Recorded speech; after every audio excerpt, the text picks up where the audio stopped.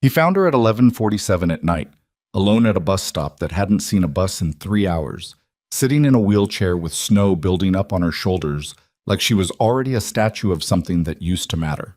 She wasn't crying. That was the thing that stopped him. She wasn't crying, and somehow that was worse than if she had been. Ethan Miller had exactly 14 minutes to get home to his sick daughter, a bag of children's Tylenol in his coat pocket, and not a single reason in the world to stop. He stopped anyway. That decision would cost him everything he thought he understood about his own life, and give him back something he didn't know he'd lost.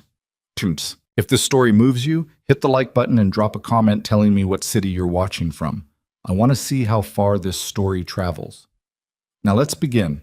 The pharmacy on Kedzie Avenue closed at 11, which meant Ethan had to drive to the one on Western, which meant he didn't leave until 11:30, which meant he was on foot through 6 inches of snow on a sidewalk the city hadn't bothered to salt, moving as fast as he could without actually running, because if he ran, he'd slip, and if he slipped, he'd drop the bag, and he couldn't afford another bottle tonight. His phone said it was 14 degrees. He'd left Maya with Mrs.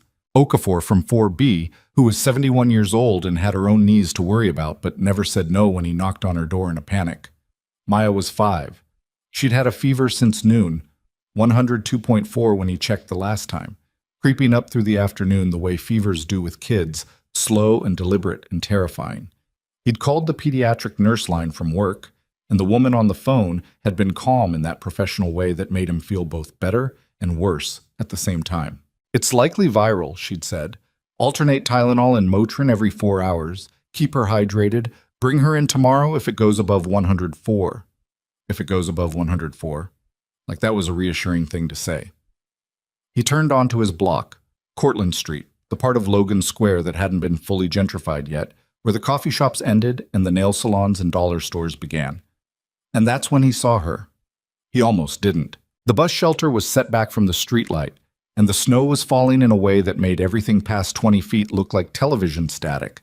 But something caught his eye, a shape that was wrong for the hour, a figure that wasn't moving. Ethan slowed. She was in a wheelchair. That was the first thing he registered. She was in a wheelchair at a bus stop on a street where the last bus had come and gone hours ago. He knew because the 72 didn't run past 9 on weeknights, a fact he knew because he used to take it before he got the car, back when things were different. She had snow on her shoulders. Not a dusting. Actual accumulation, maybe a quarter-inch, which meant she'd been there long enough for it to build up, and she hadn't moved enough to knock it off. She was looking straight ahead. Ethan stopped walking. He stood there on the sidewalk with the pharmacy bag in his hand and the wind coming off the lake, and he thought about Maya upstairs with her fever, and he thought about Mrs. Okafor who needed to get back to her own apartment, and he thought about the fact that it was almost midnight, and he had work in the morning, and he had exactly enough in his checking account to cover rent and not quite enough left over to feel comfortable. He thought about walking past. The thought lasted maybe 4 seconds. "Hey," he said, coming toward the shelter. "Hey, Are you okay?" She turned her head slowly. The motion was controlled, deliberate, like she was rationing her energy. She was younger than he expected. Maybe his age, maybe a little younger.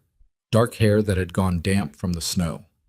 Her face was, he didn't have a better word for it, composed. Not calm, exactly. Composed, the way a person looks when they've decided that whatever is happening to them, they are not going to let it show. "I'm fine," she said. Her accent was slight but unmistakable. Eastern European, he thought. Russian, maybe. "You're covered in snow," he said. "I'm aware." "How long have you been sitting here?" She didn't answer right away.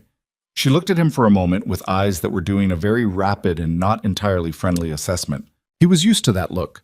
He got it sometimes at work, being the only black man in a project meeting, people deciding in the first 3 seconds whether he was supposed to be there. "A while," she said.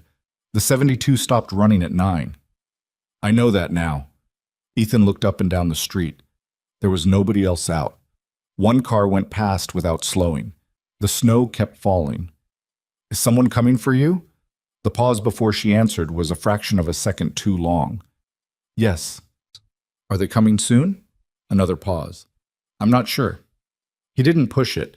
He looked at her wheelchair. It was a good one, he noticed. Not a hospital issue thing, but something that looked custom, lightweight, with ergonomic handles and a seat cushion that was now soaking wet from the snow.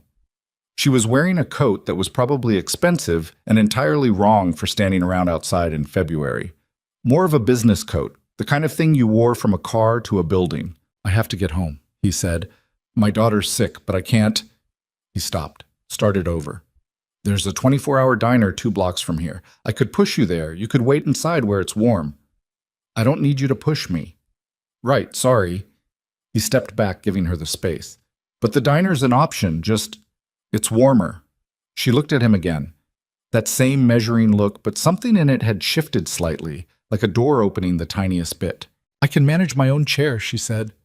Her jaw was tight. He couldn't tell if it was from cold or pride or both.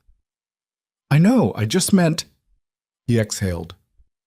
"Look, I live on this block, 3rd floor.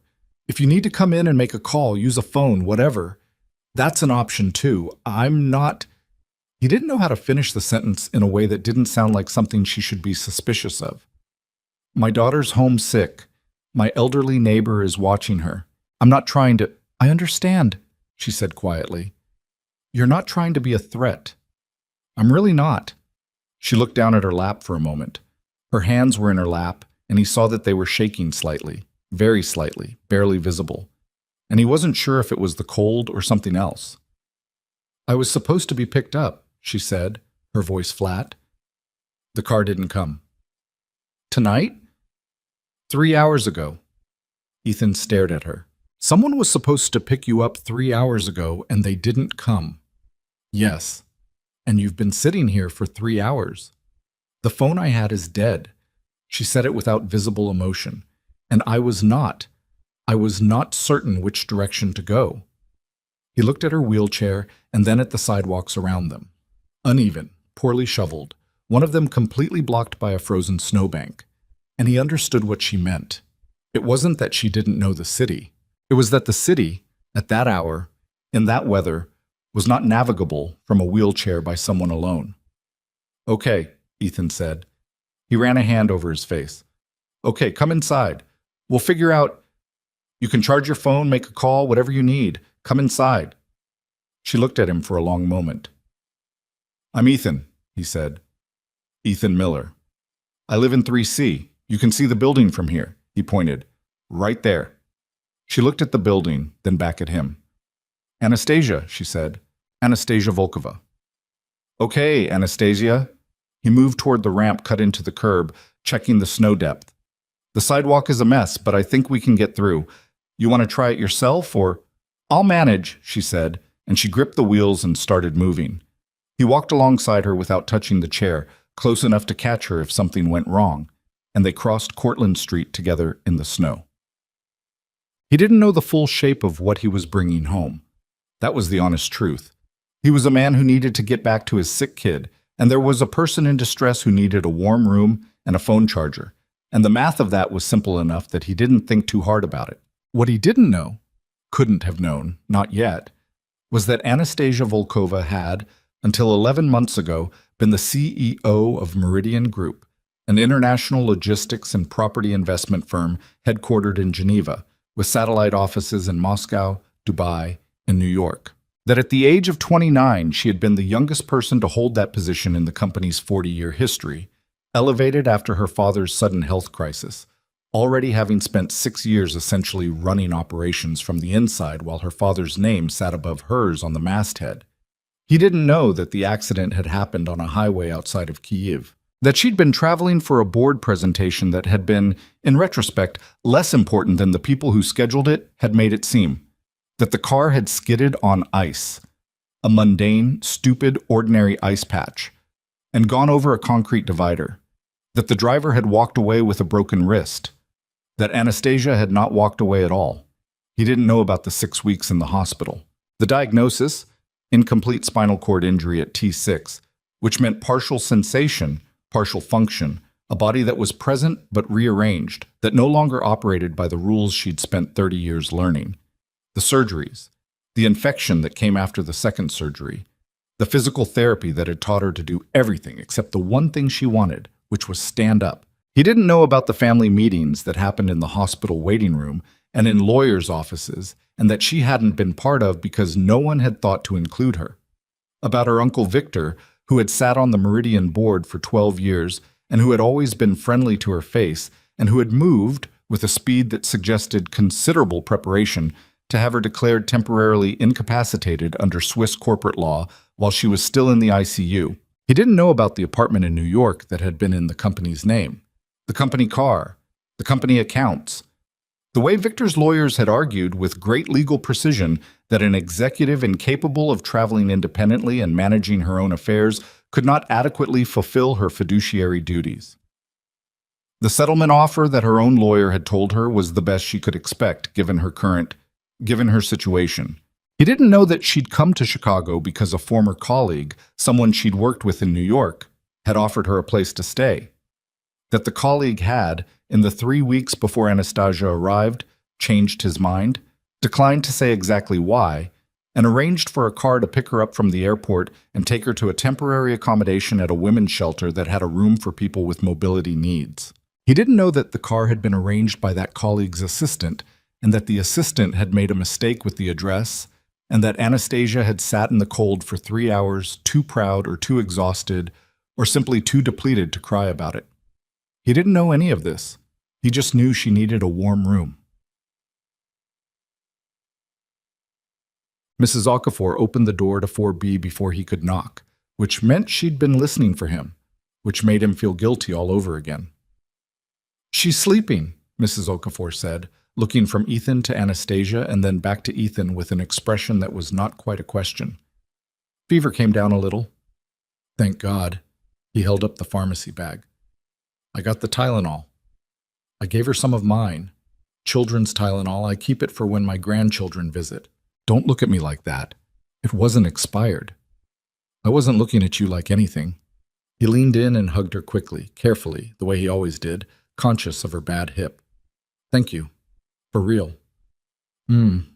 She was looking at Anastasia with an expression that had moved past curiosity into something more clinical. Mrs. Okafor was retired from nursing. She had that habit of assessment. "Who's this?" "Anastasia. She needed help. She's going to use the phone and then I'll help her figure out where she needs to go." Mrs. Okafor looked at Anastasia for another moment. "You're frozen," she said. "I'm fine," Anastasia said. Mrs. Okafor made a sound that communicated exactly how much she thought of that answer. "I'll get the extra blanket," she said to Ethan, "and put the kettle on before you do anything else. This woman needs tea." "She said she's fine. I don't care what she said." Mrs. Okafor turned back into her apartment. "Bring her in here while you check on your daughter." San. Maya was asleep on her side, her breathing a little rough but regular, her hair damp against the pillow. Ethan stood in the doorway for a moment and did that thing he always did, that involuntary full-body exhale that he couldn't quite explain, something that only happened when he looked at her, like his whole nervous system took attendance and relaxed when she showed up. He felt her forehead with the back of his hand, still warm but not burning. He pulled her blanket up without waking her. There was a drawing on her bedside table. She'd been drawing when she got home from kindergarten before the fever took hold, and she'd left it out.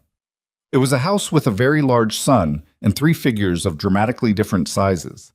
The tallest one had curly hair, the smallest one had yellow crayon scribbled over her head, which Ethan had learned meant Maya was having a good hair day in the drawing. The middle figure was shorter than him and taller than Maya, and it was just an outline, no features filled in, no color. He stared at that drawing for a moment, in the dark, then went back to the living room. Anastasia was in his kitchen. He wasn't sure how she'd gotten there. The apartment wasn't designed with a wheelchair in mind, and there was a lip between the hallway and the kitchen that he now saw she'd handled by tilting the front wheels slightly and rolling over it with practiced efficiency. She was holding a mug of tea that Mrs. Okafor must have made, and she was looking at the collection of crayon drawings attached to the refrigerator with magnets. She didn't say anything when he came in. "Her name's Maya," he said. "She's 5. She's going through a drawing phase." Anastasia looked at a drawing of what appeared to be a cat with 17 legs. "That is a cat," she insists. "I see." He sat down at the table. The kitchen was small. Everything in the apartment was small, and having another adult in it made it feel smaller in a way that wasn't exactly bad, just unfamiliar. He'd gotten used to the space being his and Maya's. "Do you have a phone charger?" Anastasia asked. "Yeah, what kind?" "USB-C. He went and got it. She plugged in a phone that was, he noticed, an expensive model, cracked screen like it had been dropped or both. She held it while it powered on. Whatever she was feeling watching that loading screen, it didn't show on her face. He made himself a cup of coffee because there was no version of tonight where he was going to sleep anytime soon. "Where are you trying to get to?" he asked. "Where were they supposed to take you tonight?" She told him the name of the shelter. He knew roughly where it was, other side of the city, not a neighborhood he knew well. "I can call a rideshare," he said, "or we can—" "The car would fit the chair, right?" "Some of them have—" "The accessible vehicles take longer to book," she said, "and I don't have access to the accounts I normally use. The cards I have are— There were some complications." He looked at her. She was looking at her phone screen with the same composed expression, but her jaw was very tight. "Okay," he said. "I have some cash. I can cover it. I'm not accepting money from you. It's a cab fare. I'm not accepting it." He looked at her. She looked back. There was something in her eyes. Not anger, exactly. More like a person who had spent the last 11 months watching the scaffolding of their life come down piece by piece, and who had decided at some point that accepting help was the same as acknowledging that the scaffolding was gone. He understood that, actually. He understood it better than he would have liked to. "It's midnight," he said. "It's 14 degrees. The shelter, I don't know how responsive they are to last-minute intakes at midnight. I'll call them." "Okay, call them." He pushed the coffee cup toward the center of the table, not toward her, just to have something to do with his hands. "And if they can take you tonight, I'll drive you, or we'll book a ride, whatever works. But if they can't—" He paused. "I have a couch. It's not comfortable, but it's warm and it's not a bus shelter." She looked at him with that measuring look again. He'd already identified it as her default response to anything that required trusting another person. "Why are you doing this?" she asked. It wasn't confrontational. It was a genuine question, asked in the quiet voice of someone who had learned the hard way to be suspicious of kindness. "Because it's cold outside," he said. "That's the whole reason." She looked at him for another moment.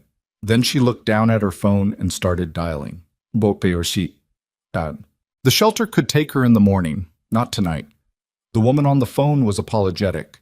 The intake coordinator wasn't available until 8 a.m., and the night staff didn't have authorization to process emergency placements without a referral.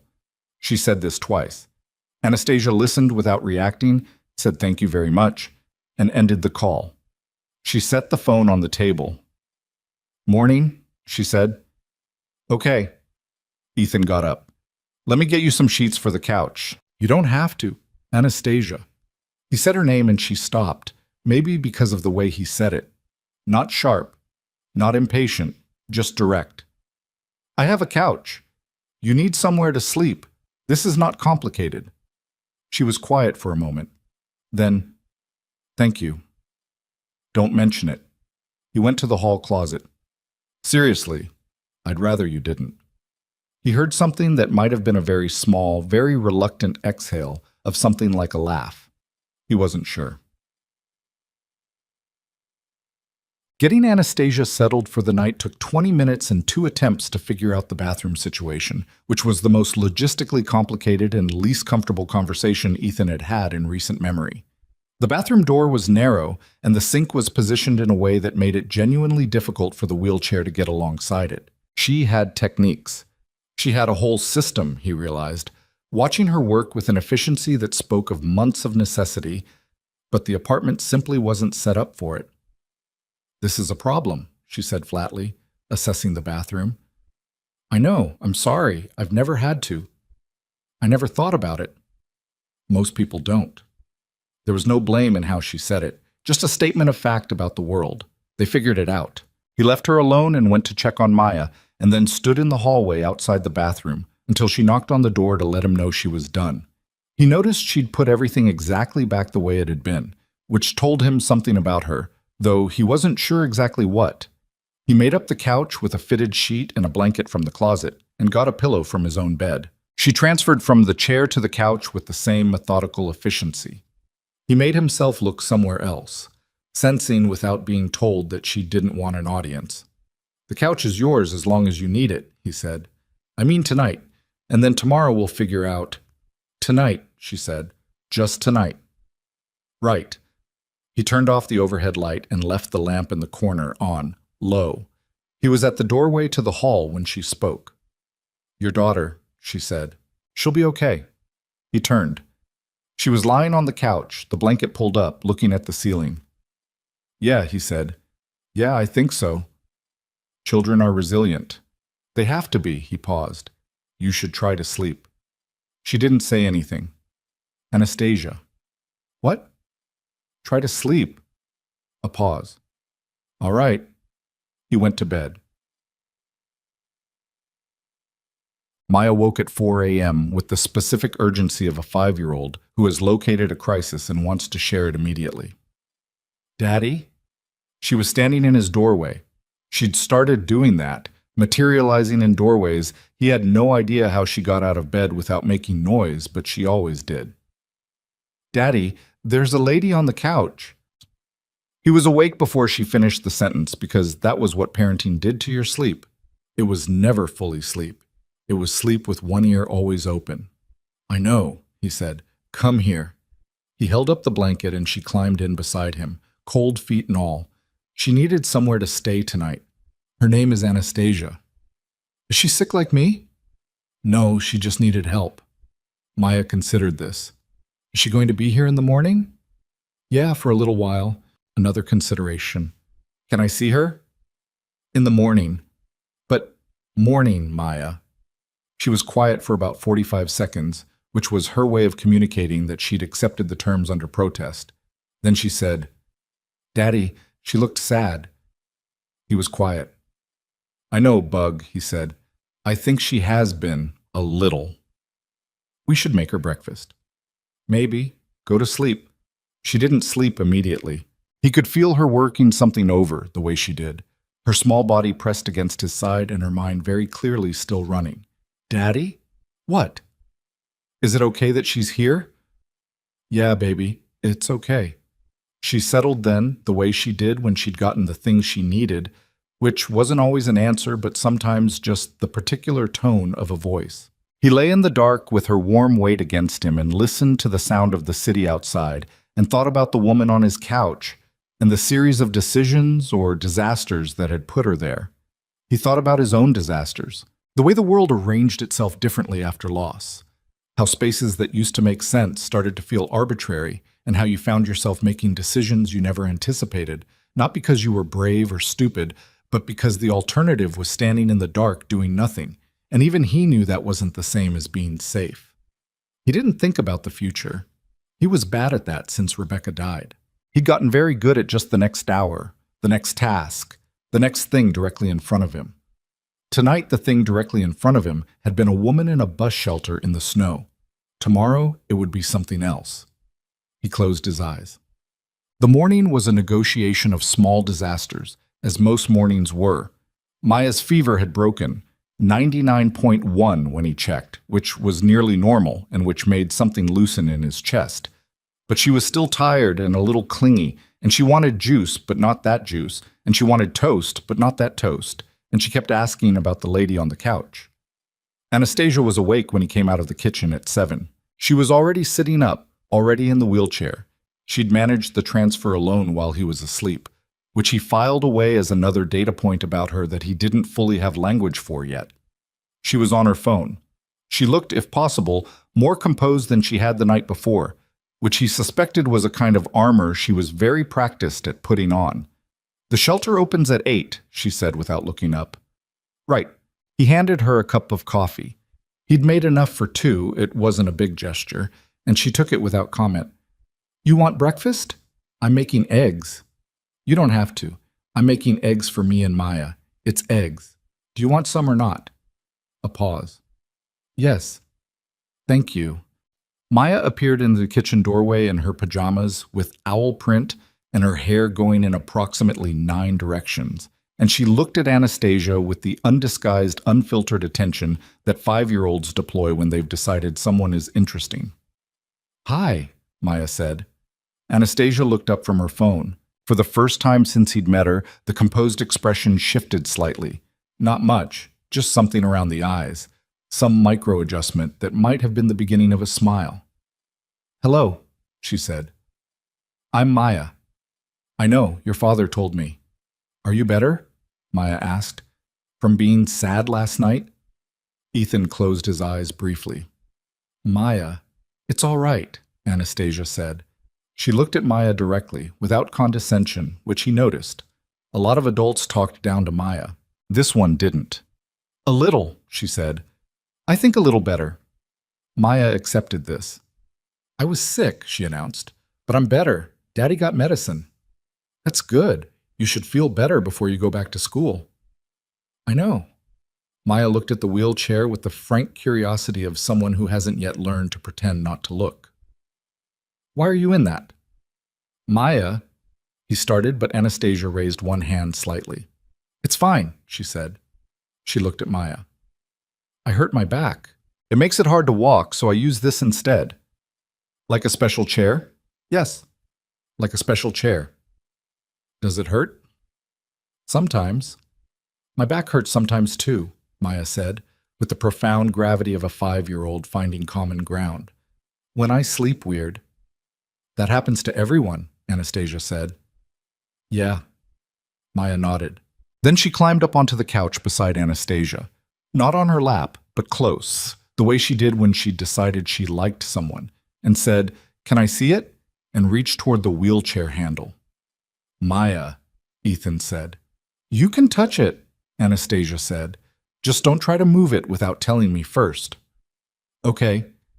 Maya examined the wheel with great seriousness. "It's kind of like a bike." "A little like a bike, yes." "Do you go fast?" "When I need to."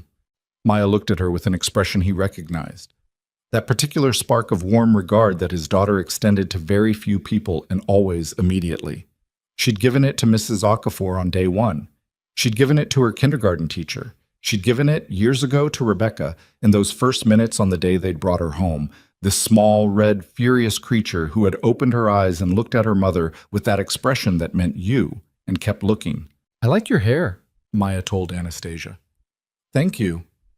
Anastasia looked at Maya's hair, the 9 directions of it. "I like yours." Maya beamed. "Daddy says it's a project." "He's not wrong." He turned back to the eggs before either of them saw him smiling. Passat. He drove her to the shelter at 8:30. The intake took 40 minutes. He waited in the car. He didn't know why he waited. He could have dropped her at the door. That would have been reasonable. That would have been more than enough. But something made him put the car in park and leave the engine running for the heat and just wait. When she came back out, her face told him what had happened before she said a word. "They don't have an accessible room available," she said. "There's a waiting list." He stared at the windshield. "How long?" "They weren't specific. A week, maybe 2. "And in the meantime?" "There's another shelter, on the north side. They have a room, but—" She stopped. He glanced at her. She was looking at the shelter building with an expression he didn't have a word for. "The room is on the 2nd floor. There's an elevator, but it's old, and the staff mentioned it breaks down." He thought about her alone in a 2nd-floor room with a broken elevator between her and the exit. "Come back to the apartment," he said. She turned to look at him. "It's not—" He put the car in drive, then put it back in park. "Look, I know it's not ideal. The bathroom situation is a problem, and the couch is terrible, and there's a 5-year-old who's going to talk to you constantly, but it's not a broken elevator, and it's not an emergency room or a bus stop. So—" He shrugged. "Come back until something better opens up." Silence. "I can pay," she said. There are some funds accessible. I can pay." "You don't need to pay me. I'm not going to live in someone's apartment for free." "Then pay me, whatever. We'll figure out a number." He pulled the car out of the space. "Come back." She didn't say anything for most of the drive. He didn't push it. At the corner of Cortland and Kedzie, she said, "I'll need a place to keep my things. In the bedroom, if possible. I can't leave them in the living room." You can use Maya's room. There's a corner. Is she okay with that? She'll love it. He turned on to Cortland. She'll probably reorganize your stuff. I'll speak to her about that. She's 5. She doesn't take feedback well. Anastasia was quiet. Then, very quietly, my little cousin was like that. He didn't ask about it, just drove. The apartment on a Tuesday morning was different from what it was at midnight. Smaller, in a way, because the daylight showed everything that the dark had softened. The water stain on the kitchen ceiling from the leak 2 winters ago that the landlord had patched but not properly. The second-hand couch with the cushion that always slid out. The mismatched furniture that he and Rebecca had accumulated piece by piece and that he'd never gotten around to replacing or letting go of, because both options required a decision he hadn't been ready to make. Anastasia moved through it in her chair with the same careful efficiency, making mental notes he couldn't read. He moved the rolling cart from the corner of the bedroom that had been his and cleared space for her things. He had to take down a box from the closet to make room, and that meant handling the box, which meant seeing Rebecca's handwriting on the label, Winter Stuff/E, and he let himself look at it for exactly 2 seconds before he put it on the shelf in the hall closet and went back to making space. Anastasia brought in 2 bags and 1 hard case that had a lock on it. He didn't ask about the case. She positioned things with the same methodical precision that was beginning to feel like a personality trait rather than just a habit. "I'll be quiet in the morning," she said. "I wake early. So does Maya. She'll find you." "I figured." A pause. "She's fine. I don't mind children." He looked at her. She was arranging something in her bag and didn't look up. "Thanks," he said, "for being patient with her. She's easy to be patient with." He left her to settle in and went to make Maya's lunch and think about nothing in particular, which didn't work. So he thought about the fact that he had a stranger living in his apartment and that he knew almost nothing about her, and that for some reason this felt less strange than it probably should have. He thought about the drawing on Maya's nightstand, the outlined figure in the middle, the one with no color yet, no features, just the shape of a person. He did not think about what that meant. He made a sandwich and cut it into triangles and put it in the fridge for later, and he went to tell Maya that Anastasia was going to stay with them for a little while. Maya's response was to immediately go find her drawing and add something to the middle figure. And when he asked her what she was adding, she showed him. A small circle for a face, and then she thought about it and added dark crayon around the head, carefully, in loops. "That's her hair," Maya said, very matter of fact. "Yeah," Ethan said. "Yeah, I can see that." He stood there with Maya's drawing in his hand and the sound of movement from the other room where Anastasia was settling in, and the city outside the window going about its business without any awareness of the particular small configuration of people inside this one apartment on this one block who were, all 3 of them, in the process of figuring out what shape a life could take after everything you thought it was supposed to look like had turned out to be wrong. He didn't know what came next. He put the drawing back on the table and went to make coffee, and he let the next thing be just that, the next thing. The first week was an exercise in logistics and quiet discomfort, which was, Ethan had come to understand, what most of adult life actually was. He moved the rolling cart out of the corner of the bedroom entirely after Anastasia pointed out, without drama, that it blocked her from reaching the window. He raised the bathroom mirror by 4 inches, using bolts from the hardware store and a YouTube tutorial. He bought a small tension rod and hung it lower on the shower wall so she could reach it without having to ask for help. And he did this on a Thursday afternoon while she was on a phone call, so she came back and found it done and didn't have to respond to it directly, which he suspected was what she preferred. She didn't thank him for that one. He hadn't expected her to.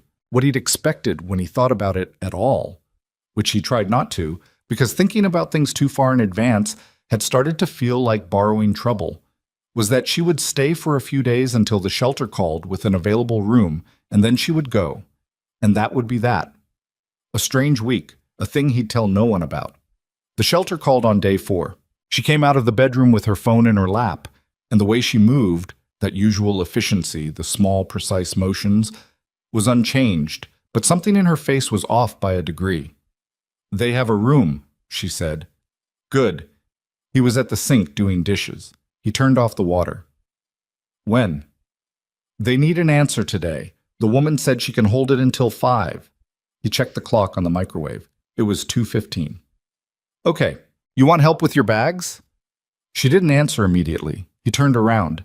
She was looking at the kitchen table, at the plate of crackers and apple slices he'd put out earlier for Maya's after-school snack, which Maya had eaten about half of and decorated the other half into a face with raisin eyes and a strawberry mouth because she was 5 and couldn't leave anything alone. The room is on the 2nd floor, Anastasia said. You mentioned that, the elevator. Yes. A pause. I spoke to someone else there this morning, one of the residents. She said the elevator has been broken for about 6 days. They're waiting on a part. He leaned against the counter. So you'd be on the 2nd floor with no working elevator. For now. And there's no timeline on the part. She didn't say anything. She was still looking at the plate. He had the sense she'd already made a decision and was doing something uncomfortable, which was explaining it to another person. I don't need to stay here, she said. I want to be clear about that. I'm not using this as leverage. I can figure something else out. What's something else? There are extended stay hotels. There are, with accessible rooms, in your price range, whatever that is right now. Her jaw did that thing where it went slightly tight. I'll manage. I know you'll manage. You'd manage in a bus shelter in February. You've made that very clear. He picked up a dish towel. My point isn't whether you can handle something. My point is whether you have to. She looked at him then. The bathroom works, he said. It's not perfect, but it works. Maya likes you. He paused. She told Mrs. Okafor you were, quote, really nice and also tall, which is interesting because you're not particularly tall, but that's 5-year-old math. The couch is still terrible, but we can... He thought about it. She could share with me. She does sometimes anyway. You could take the bedroom. Silence. You're offering me your bedroom. You can't do the bathroom transfer from couch level. The height is wrong. He said it practically, which was the only way he knew how to say anything about the physical realities of her situation without it coming out wrong. The bed is better. She studied him for a long moment with that look that seemed to calculate things he didn't have full access to. I'll pay more, she said. We can talk about that. I'm not negotiating. I'll pay more, or I'm going to the hotel. Fine, pay more. How much more? I don't know. What's fair? I don't know what your rent is. 1,400? I'll pay 700. That's too much. It's half. You're not getting half the apartment. I'm getting the bedroom and bathroom and kitchen and access to your living room. That's more than half. He looked at her. You really negotiate like this about everything? I used to do it professionally, she said, and it was the flattest, most unself-pitying statement of loss he'd ever heard a person make, and it hit him somewhere he hadn't expected. 350, he said. 500. 4. Deal, she said immediately. He had the distinct impression he'd been played.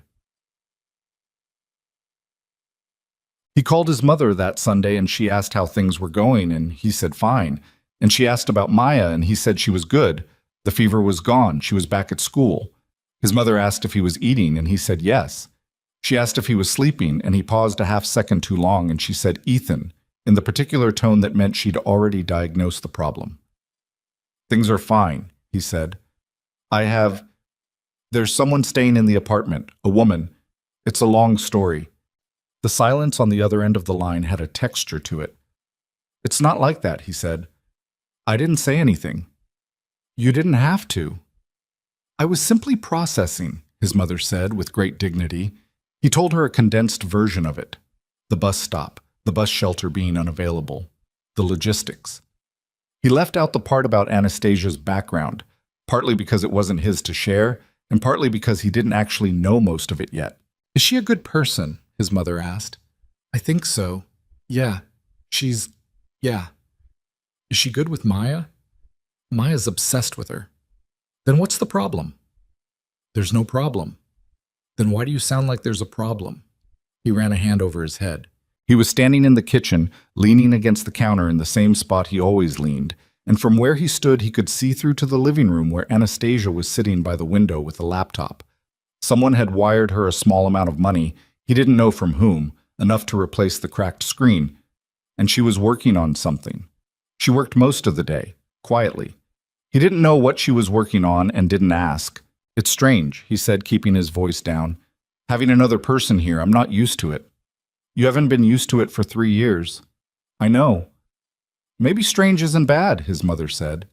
He didn't answer. How does she take her coffee? His mother asked. What?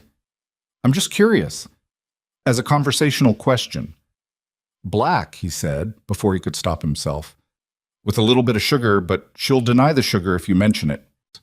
His mother was quiet in a way that meant she was smiling. Goodbye, Mom. Goodbye, baby. He hung up and looked at the living room and felt something he was too tired to examine. The tension came from small things, not big ones. She left cabinet doors open. Not all of them, and not carelessly. It was a functional thing, he figured out after 2 days. Because reaching up to close them was harder from the chair's height, and she was trying to minimize unnecessary exertion. He started closing them himself without saying anything. She noticed but didn't acknowledge it, which was the pattern of most things between them. She was meticulous about common spaces, more so than he was, if he was honest. She wiped down the kitchen counter after she used it. She kept her chair out of the living room's traffic lines with a precise awareness of the paths people walked, which Maya did not share and which led to several collisions in the first week that Maya found hilarious, and that Anastasia accepted with a patience that impressed him. She worked long hours, which he recognized as someone with a project burning in her, though he didn't know its shape. She was on calls sometimes. He could hear the murmur of Russian through the bedroom door, and occasionally English, a different quality of English than she used in the apartment, more formal, more careful. She always had the door shut for these. He gave her that. He made Maya understand, as much as you can make a 5-year-old understand anything, that when the door was shut, you knocked, you waited for an answer, you did not simply walk in. Maya knocked and waited approximately 60% of the time, which was, honestly, better than he'd hoped. The first real problem was a Wednesday morning when he overslept his alarm by 40 minutes. He'd been up late dealing with a project deadline. He did project management for a mid-sized construction firm, work he could do partially from home, which was the only reason the current arrangement worked at all. And when his eyes opened and the clock said 7:48, Maya's drop-off was at 8:15, and she hadn't been bathed or fed or dressed. He got up so fast he knocked the glass of water off the nightstand. He came out of the bedroom in a state of controlled panic to find Maya at the kitchen table in her school clothes. Not the right school clothes. She was in the purple leggings that weren't allowed, and the shirt with the iron-on patch that said rock star. But it was clothes, she was dressed, and Anastasia was at the counter with a bowl of cereal in front of Maya and a piece of toast and a cup of juice. Ethan stood in the kitchen doorway. She knocked on my door at 7, Anastasia said, not turning around. She was getting something from the lower cabinet. She'd rearranged the lower cabinets in her first week without asking, which had initially annoyed him until he realized her system was actually better than his. She said you were sleeping and she was hungry. I overslept my alarm. I gathered. She set a mug of coffee on the counter at his usual spot. The leggings aren't allowed, apparently. She was very clear that they are, but I suspect she's not telling the truth. They're not allowed, Ethan said. He looked at Maya. Maya. They're comfortable, Maya said, with the reasoning of someone who has thought carefully about her defense. We talked about the rule. The rule is dumb. It's still a rule. He came to the counter and drank the coffee, which was perfect, and he was not going to say anything about that right now. Eat fast and then go change into the jeans. Maya ate fast. Maya went to change with approximately the enthusiasm of someone being asked to dismantle something they built. Ethan stood in the kitchen with his coffee and looked at Anastasia, who was back at the counter eating her own toast and reading something on her phone. Thank you, he said. She was going to eat. I just made it easier. You didn't have to. I was already awake. She didn't look up from her phone. She's not difficult in the mornings. You should know that. She told me she likes mornings. She said you do not like mornings. She's 5, not a journalist. She's fairly observant. He looked at the back of Anastasia's head and the particular way she held herself, very straight, even at the counter, even in the morning, and thought about what it cost a person like her to be domestic in someone else's kitchen, to hand a child cereal and call it nothing. He thought about it, and then he didn't, because he had a school drop-off in 18 minutes. Das mich, The thing nobody told you about being a single parent, Ethan thought, was that it wasn't the big dramatic nights that wore you down. It was the math, the daily, relentless math of money and time and energy, and the space where one of those things was always a little short. He had it better than some. The job was stable. The health insurance covered Maya. His mother helped when she could. Mrs. Okafor was across the hall. He was not in crisis mode. He was in the mode just below crisis, where everything was fine in a way that required constant maintenance, like a car that ran but made a noise you were monitoring. The $400 a month from Anastasia quietly changed the math. Not dramatically, not in a way that fixed anything large, but the anxiety that had been sitting in the back of his throat every time he opened the banking app, that low-grade, always-present hum of, "Is this month okay?" got quieter. He didn't mention this to her. It felt like the kind of thing that if he named it, it would become about gratitude, and he already owed her more awkward gratitude situations than he was comfortable with. He paid off his credit card balance for the first time in 8 months. He bought Maya the winter boots she'd been needing. He paid the parking fine that had been sitting in his glove compartment since November, looking at him.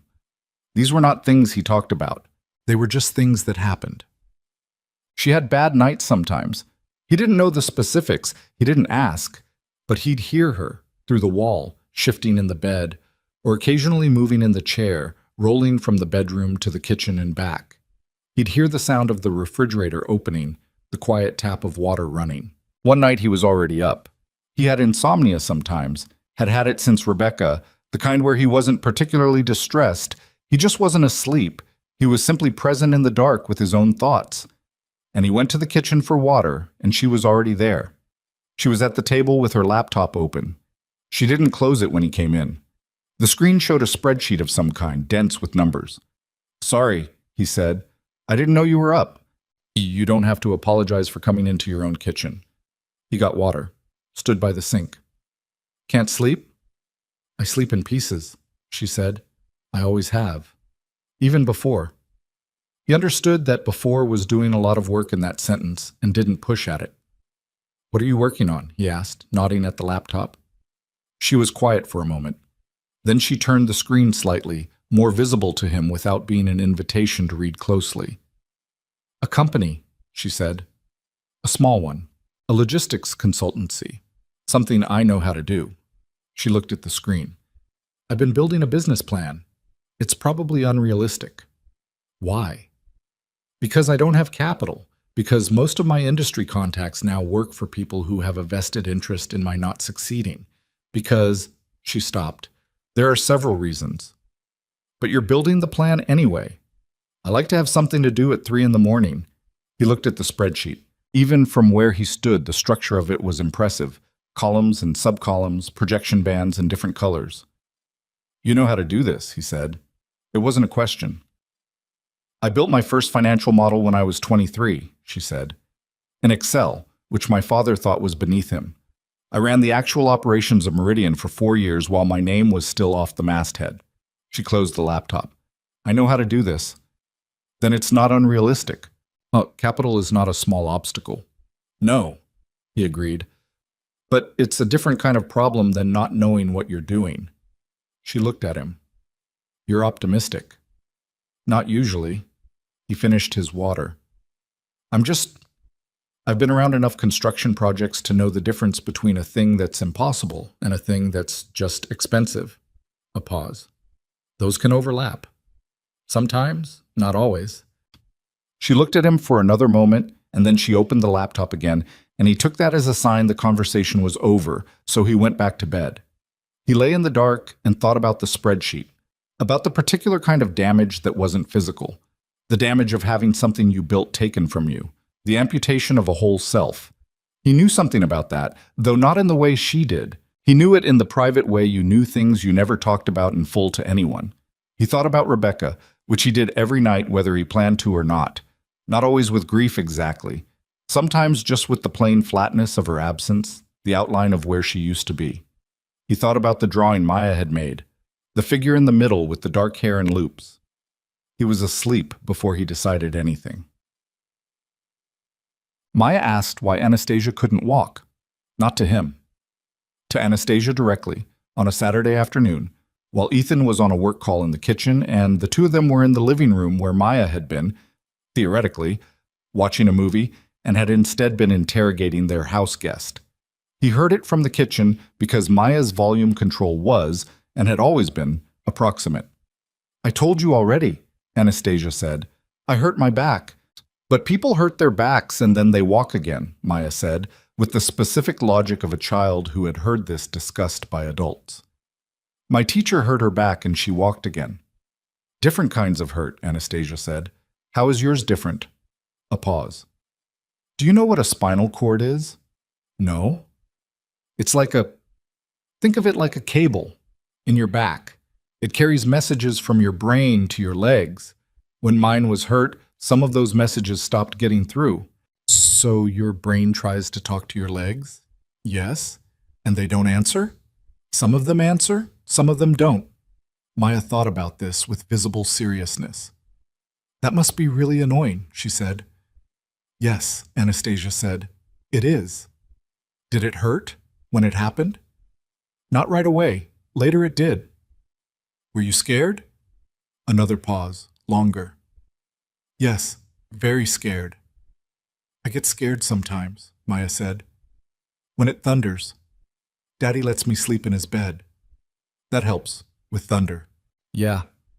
Maya was quiet for a moment, then, "You can sleep in my bed sometime, if you get scared." Ethan's work call was asking him a question about a project timeline. He answered it. He kept his voice even. He looked at the ceiling for a second and then at his laptop screen, and he stayed on the call. Beat it. The worst day of that first month was a Friday.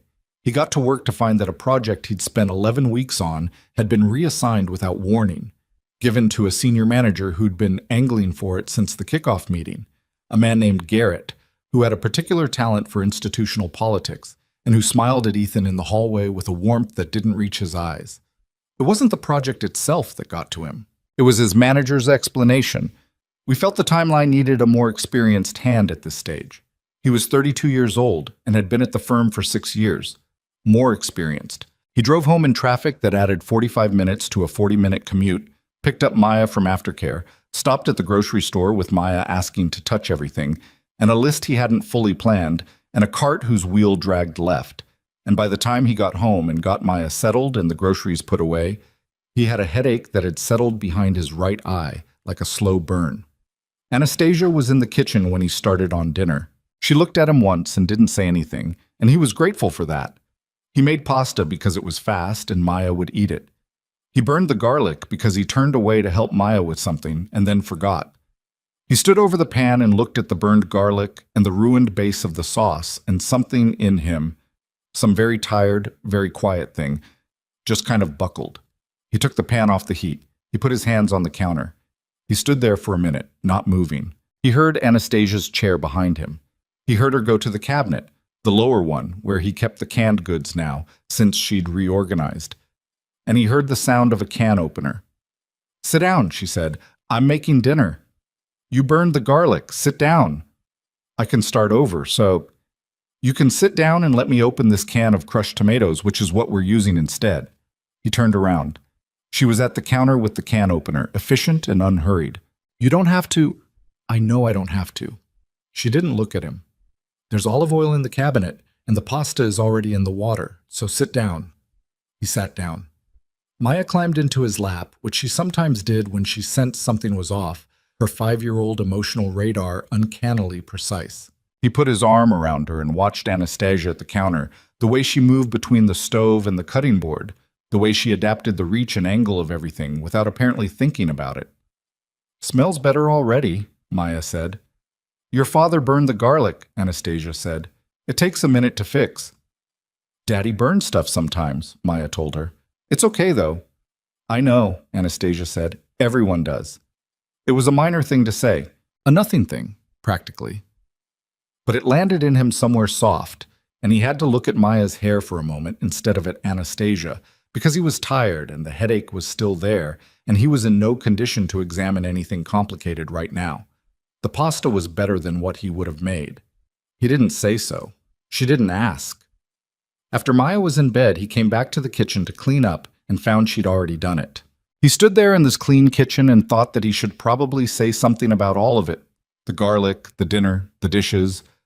But by the time he got to the living room, she had her headphones in and her laptop open, and the conversation, if there had been one, was clearly finished. He went to bed. He slept better than he had in a week, which was its own kind of complicated. So, 3 things happened at the end of the month that changed the quiet logic they'd been operating under. The first was that the shelter called to say the room with the accessible elevator was now available, with a move-in date of the following Monday.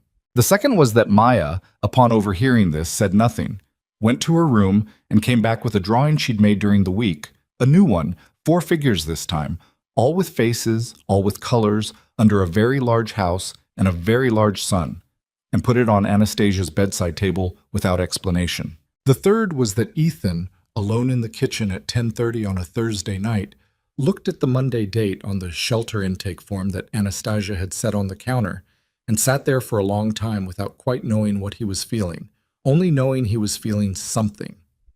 He didn't say anything about it that night. He went to bed and lay in the dark and listened to the sounds of the apartment, the small noises of it, the settling of the old radiator, the street outside, the quiet that was different now than it had been a month ago. Different in a way he didn't have a word for yet. Monday was 4 days away. He didn't know what he was going to do about that. He didn't bring it up on Friday. He told himself that was because Maya was home from school with a stomachache that turned out to be anxiety about a presentation she had to give on Monday. Her first one, apparently, a 2-minute talk about her favorite animal. And she had chosen the axolotl, which Ethan privately thought was an excellent choice and a terrible word to make a 5-year-old pronounce in front of her class. They spent Friday evening practicing. Anastasia, from the living room, offered the correct pronunciation 3 times without being asked, and Maya repeated it with the gravity of someone preparing for a courtroom.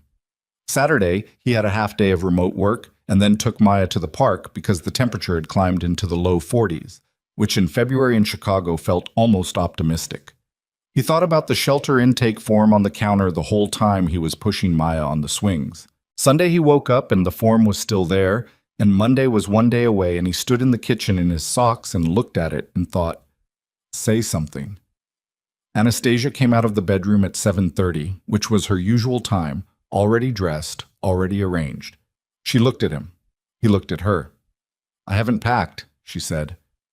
I know. I should pack today. Probably. She went to the coffee maker.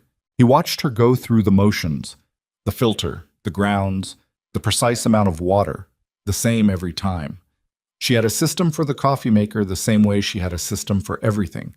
It had stopped being annoying sometime in the second week, and he couldn't pinpoint exactly when. The intake is at 10 tomorrow, she said. I know. I can drive you. You don't? I know I don't have to. He sat down at the table. Anastasia. She turned. He had thought about how to say it and had not come up with a good way, so he just said it the plain way. Maya is going to have a hard time when you go. She looked at him for a moment. I know. She's gotten used to you. I know that too. She turned back to the coffee. She'll adjust. Children do. Yeah. He pulled at a loose thread on his sleeve. But I wanted you to know. She's going to miss you. Anastasia was quiet. She put the drawing on your table, he said. I saw it. The one with 4 people. I saw it, Ethan. Her voice wasn't sharp. It was the opposite of sharp. It was very level, the way a voice gets when the person talking is managing something underneath it carefully. He stopped pulling the thread. Okay, he said. I just wanted to say it. She poured her coffee. She came to the table and sat across from him, which she didn't always do. Sometimes she took her coffee back to the bedroom for the first hour, which he'd come to understand was her way of having a morning before the morning started. Today she sat across from him. They drank their coffee. I'll take the drawing with me, she said. If that's all right. She'd want you to have it. Another silence, different from the usual kind. This one had weight to it. I don't want to go to the shelter, she said. It came out flat, without decoration, the way she said hard things. I want to be clear about that. It's not about being comfortable here, or about Maya. I don't want to go because it's the right next step, and I've been taking right next steps for 11 months, and every single one of them has led somewhere smaller than the one before. He listened. My apartment in New York had 3 floors, she said. I had a car. I had a team. I had... She stopped. She wrapped both hands around her mug. I had a life that made sense to me. And now the right next step is a shelter room on the 2nd floor of a building with an unreliable elevator. She looked at her coffee. I understand it's temporary. I understand the logic of it. I just wanted to say that I don't want to go, so you know I'm not leaving because I want to. He didn't fill the silence. That's all, she said. He looked at her across the table. The morning light was coming through the kitchen window, the winter light, pale and precise, and it caught the side of her face in a way that showed how tired she was, how much she was holding in that composed expression. Then don't go, he said. She looked up. Not permanently, he said. I'm not saying that. But don't go tomorrow. Give it another few weeks. The shelter will have other openings. The business plan will be further along. Something will be different. He paused. Just don't go to a place you don't want to go because the calendar says Monday. She studied him with that measuring look, but it was different now than it had been in the first week. Less suspicious, more like she was trying to figure out what the catch was and couldn't find one. You said Maya was the reason, she said carefully. Maya's part of it. What's the rest? He thought about it honestly because she was someone who would notice if he wasn't honest. I think you're going to build something real, he said. That business plan. I think it's going to work. And I think if you go into a shelter room on a broken elevator right now, something is going to get harder to hold on to. I can't explain it better than that. She was quiet for a long time. 3 more weeks, she said. Or longer. Whatever you need. 3 weeks. I'll have a clearer picture of the funding situation in 3 weeks. Okay. She picked up her coffee. I'll pay for the full month. You don't have... I'll pay for the full month, she said again, and he recognized the tone, so he let it go and met. The call came on a Wednesday morning 3 weeks later, and it wasn't from the shelter. Ethan was in the middle of a work meeting, video call, his laptop propped on the kitchen counter because the light was better there, when he heard Anastasia's voice go very quiet in the bedroom and then go silent. And then after a moment he heard the bedroom door open and close again with a firmness that was unlike her usual precision. He finished the meeting. He went to the hallway. Anastasia. Nothing.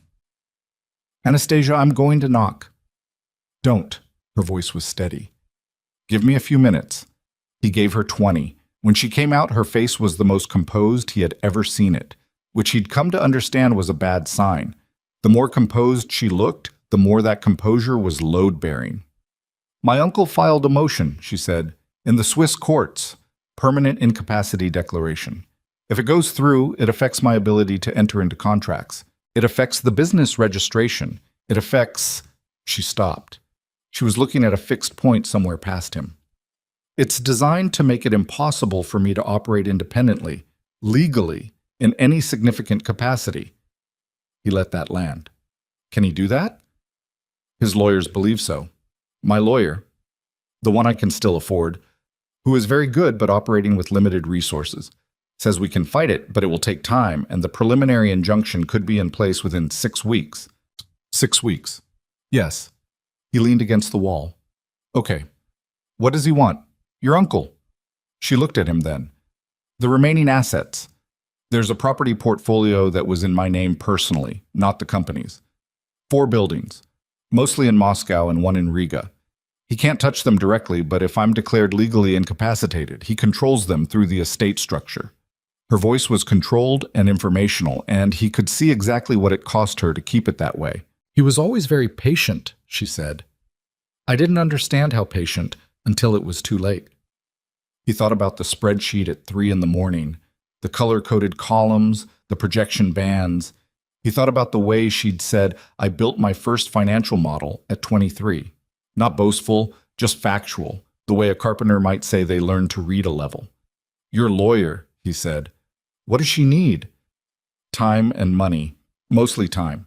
The motion won't be heard for 60 days. If we can file a counter-filing with sufficient documentation of my capacity, financial records, evidence of current business activity, testimony from individuals who can attest to my functional competence, She stopped. I'm working on it. I've been building the documentation for weeks, actually. I just didn't know the timeline was this short. What kind of documentation? The business plan, formalized. A registered business entity, ideally already operational. Any contracts, any clients, any evidence of active professional function. She looked at her hands. The problem is the registration. To register a business in Illinois under my name, I need a permanent address. The shelter address won't work, but I've already checked. Transitional housing addresses are flagged in the state system for certain registration types. I need a residential address. A real one. Stable. He was quiet.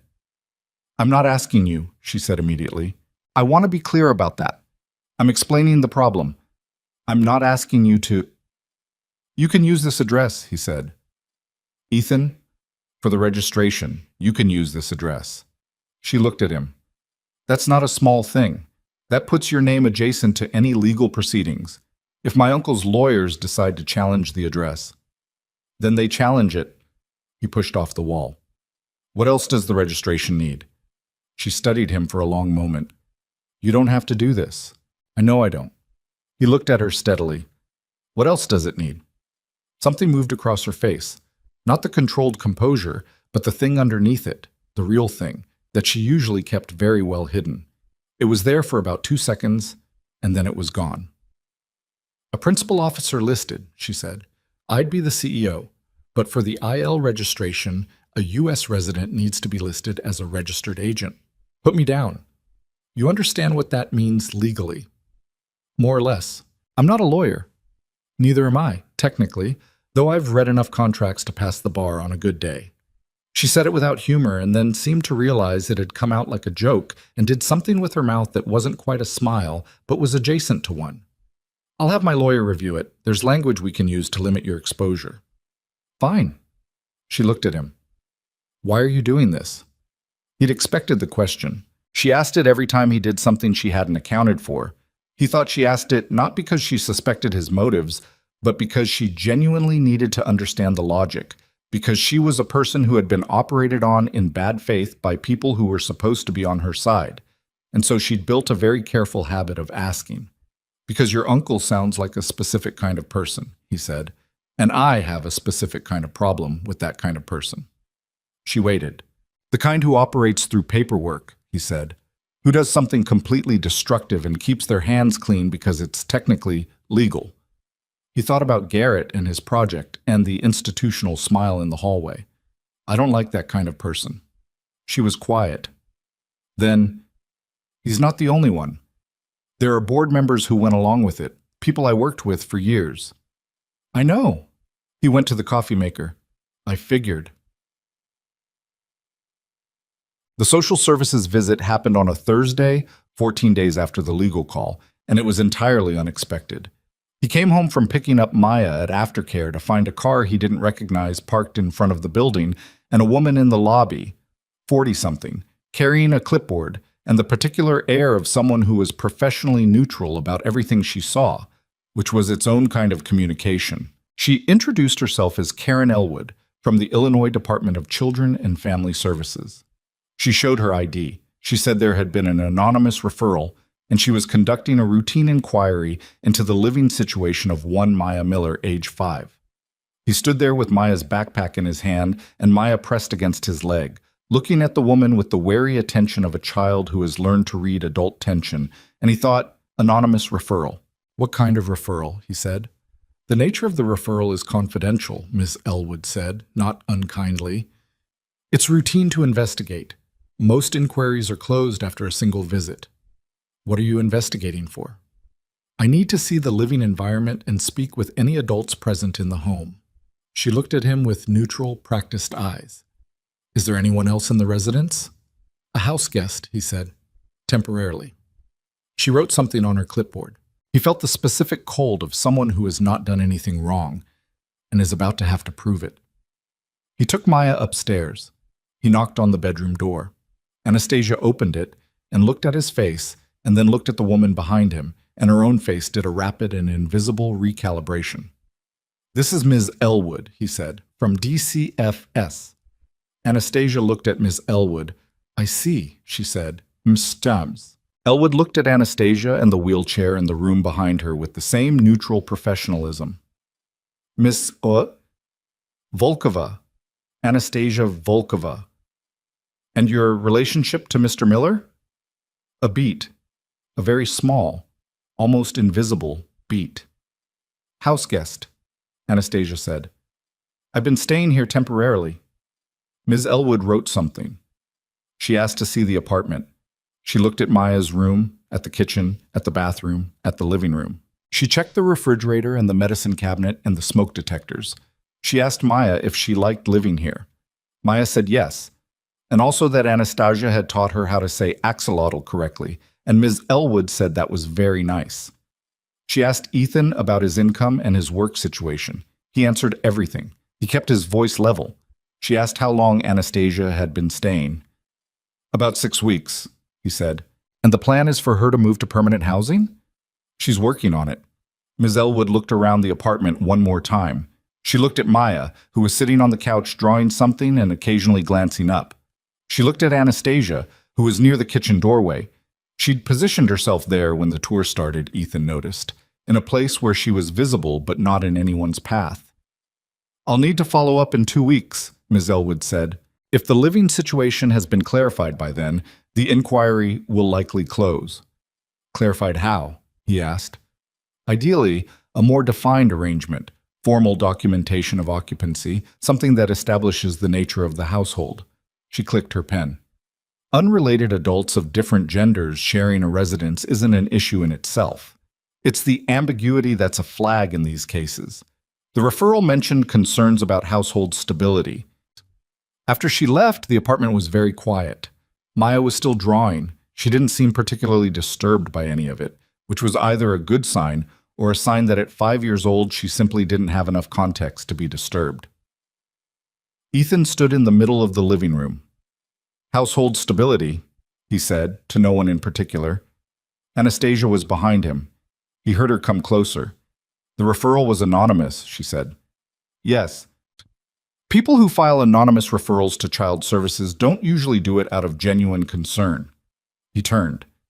She was looking at him with an expression that was still composed but had something in it now. Attention. Something pressed right up against the surface. My uncle has a lawyer here, she said, in Chicago. He hired a U.S. firm 2 months ago. I found out through my own lawyer last week. He stared at her. You think? I think it's possible, she said. I think it's the kind of thing Victor would do.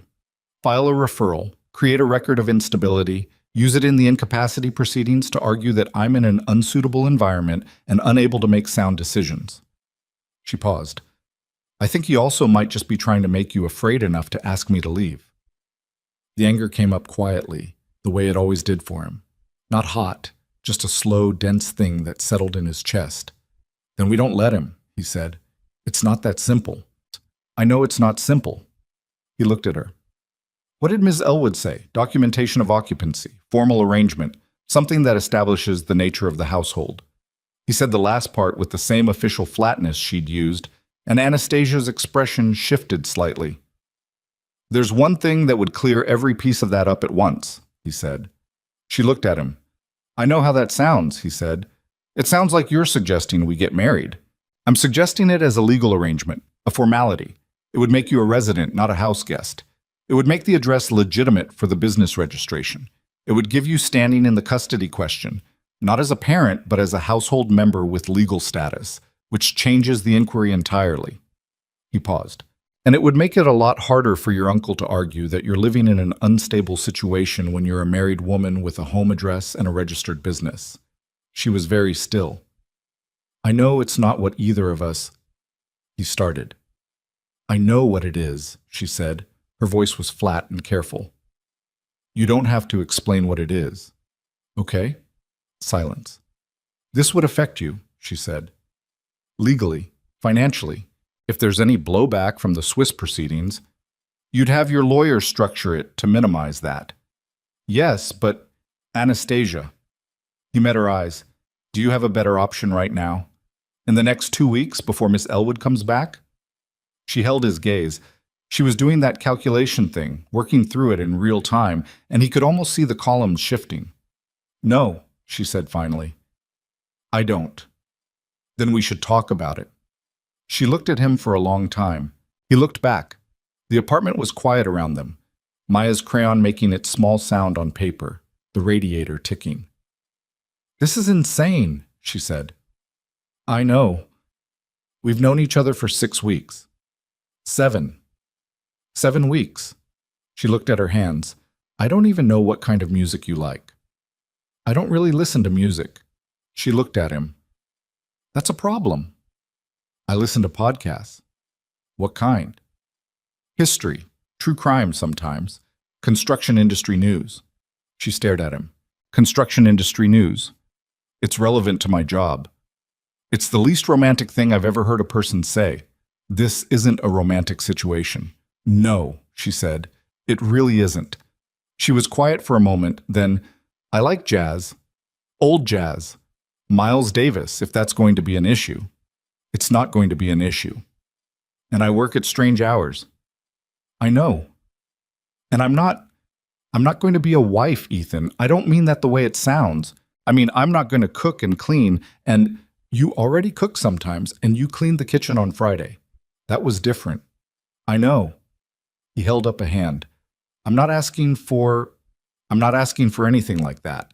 It's a legal arrangement. We'd live the way we already live. Nothing changes except the paperwork. She looked at the floor, at her hands, at the bedroom door behind which 4 weeks of business plans, spreadsheets, and legal correspondence lived on a laptop. Maya, she said. He waited. How do we explain it to Maya? He thought about it. Honestly, she's 5. If we tell her it means Anastasia is going to stay, she's going to be fine with it. Children aren't furniture, she said. You can't just move them around and assume they'll adapt. I know that. She's going to form attachments. She already has. I know. And if in 6 months the legal situation resolves and I'm able to establish independent housing, what do we tell her then? The truth.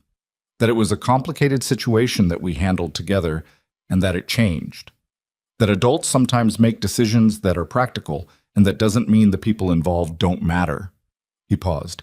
She's going to deal with complicated truths her whole life. Learning that early isn't the worst thing. Anastasia looked at him for a long moment. You're not what I expected, she said. When I first, at the bus stop. You're not what I expected. What did you expect? I don't know. Someone simpler, maybe? She said it without unkindness. Someone whose life was more straightforward. Nobody's life is straightforward. No, she said. I'm learning that. They were quiet. Maya had moved from the couch to the floor, lying on her stomach with her drawing spread out in front of her, deeply unconcerned with anything except whatever she was creating. We'd need to go to the courthouse, Anastasia said. It can be done quickly. Civil ceremony, no waiting period in Illinois for the license. I know, I looked it up. She turned to look at him. When did you look it up? After Miss Elwood's visit, before I said anything. So you were already thinking about it. I was thinking about options, he said. This was one of them. What were the others? There weren't really others. She held his gaze. Then she did the thing that wasn't quite a smile, that small, reluctant thing at the edge of her mouth that he'd seen a handful of times and that always felt like something earned rather than given. I want it in writing, she said. The terms. Both of us. Documented. The nature of the arrangement, the timeline for review. What happens if circumstances change? Okay. I'll have my lawyer draft it. Fine. And you should have someone look at it too. A lawyer. Not just read it yourself. Anastasia, I'm not going to say, please. She looked at him directly. I need you to protect yourself in this. I need that. Not for my sake. Because if something goes wrong on my end and you've left yourself exposed, I'll spend the rest of whatever this is feeling responsible for it, and I can't carry that. He looked at her. She meant it. She was sitting across from him in a rearranged apartment in a wheelchair she hadn't chosen, asking him to take care of himself because she already had more things weighing on her than she'd let most people see. Okay, he said. I'll find a lawyer. Good. Another silence. Do you need to think about it more? He asked. Before you decide? She considered. No, I've thought about it. She looked at him steadily. Yes. Okay. Let's do it. He nodded. He wasn't sure what he felt. Something complicated and quiet and not quite named. Can I tell Mrs. Okafor? Anastasia asked. He blinked. You want to tell Mrs. Okafor? She's going to find out. I'd rather she hear it from us. She paused. She'll also probably bake something, which I think would be good for everyone. He looked at her. You want Mrs. Okafor to bake something? I want there to be something that makes this feel less like a legal transaction, she said, even if only for an hour. She looked at the window. We don't have to call it a celebration. We can just call it telling Mrs. Okafor. He thought about Mrs.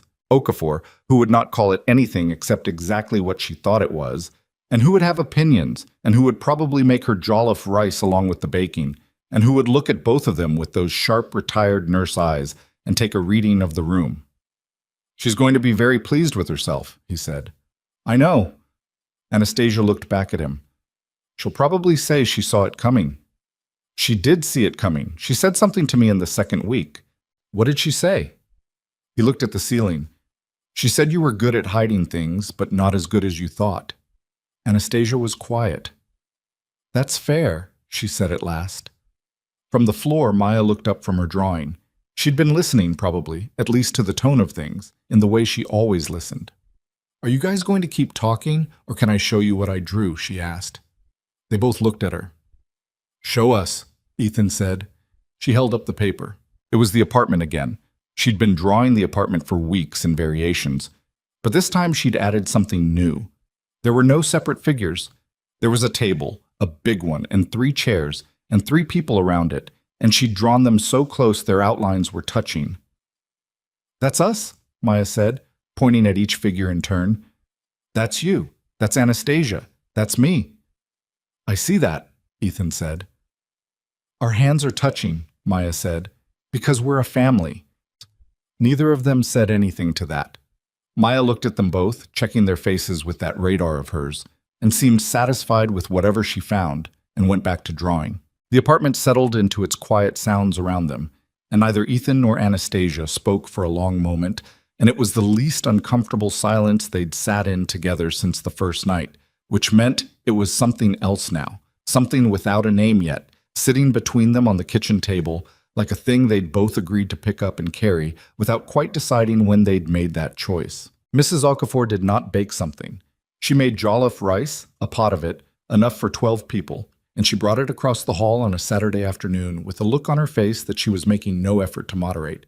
She set the pot on the stove, turned the burner to low, and then stood in the kitchen with her arms folded and looked at Ethan, and then at Anastasia, and then back at Ethan. Well, she said. It's a legal arrangement, Ethan said. I heard you the first time. We just wanted you to know before what? Before I found out from Maya, who would have told me within 48 hours regardless. Mrs. Okafor unfolded her arms and picked up a spoon, stirring the rice with the authority of someone who had decided the cooking needed attending, and the conversation could proceed without her full attention. I'm not going to tell you it's foolish. I'm not going to tell you it's wise. I'm 71 years old and I've watched people make every kind of decision there is, and the only thing I know for certain is that you can't always see what a decision is until you're living inside it. That's unusually philosophical for a Saturday, Ethan said. I'm allowed. She tasted the rice. It's good. Sit down. They sat. Maya appeared from her room and attached herself immediately to the smell of the jollof rice, climbing onto her chair and looking at the pot with focused desire. Mrs. Okafor, Maya said, are you coming to the wedding? Maya, Ethan said. What? We talked about this. It is a wedding, Mrs. Okafor said firmly. Don't tell the child it isn't a wedding. It's a courthouse appointment, which is a wedding. Mrs. Okafor ladled rice into a bowl for Maya. I'll wear my blue dress, the one I wore to my nephew's graduation. Anastasia was quiet through all of this.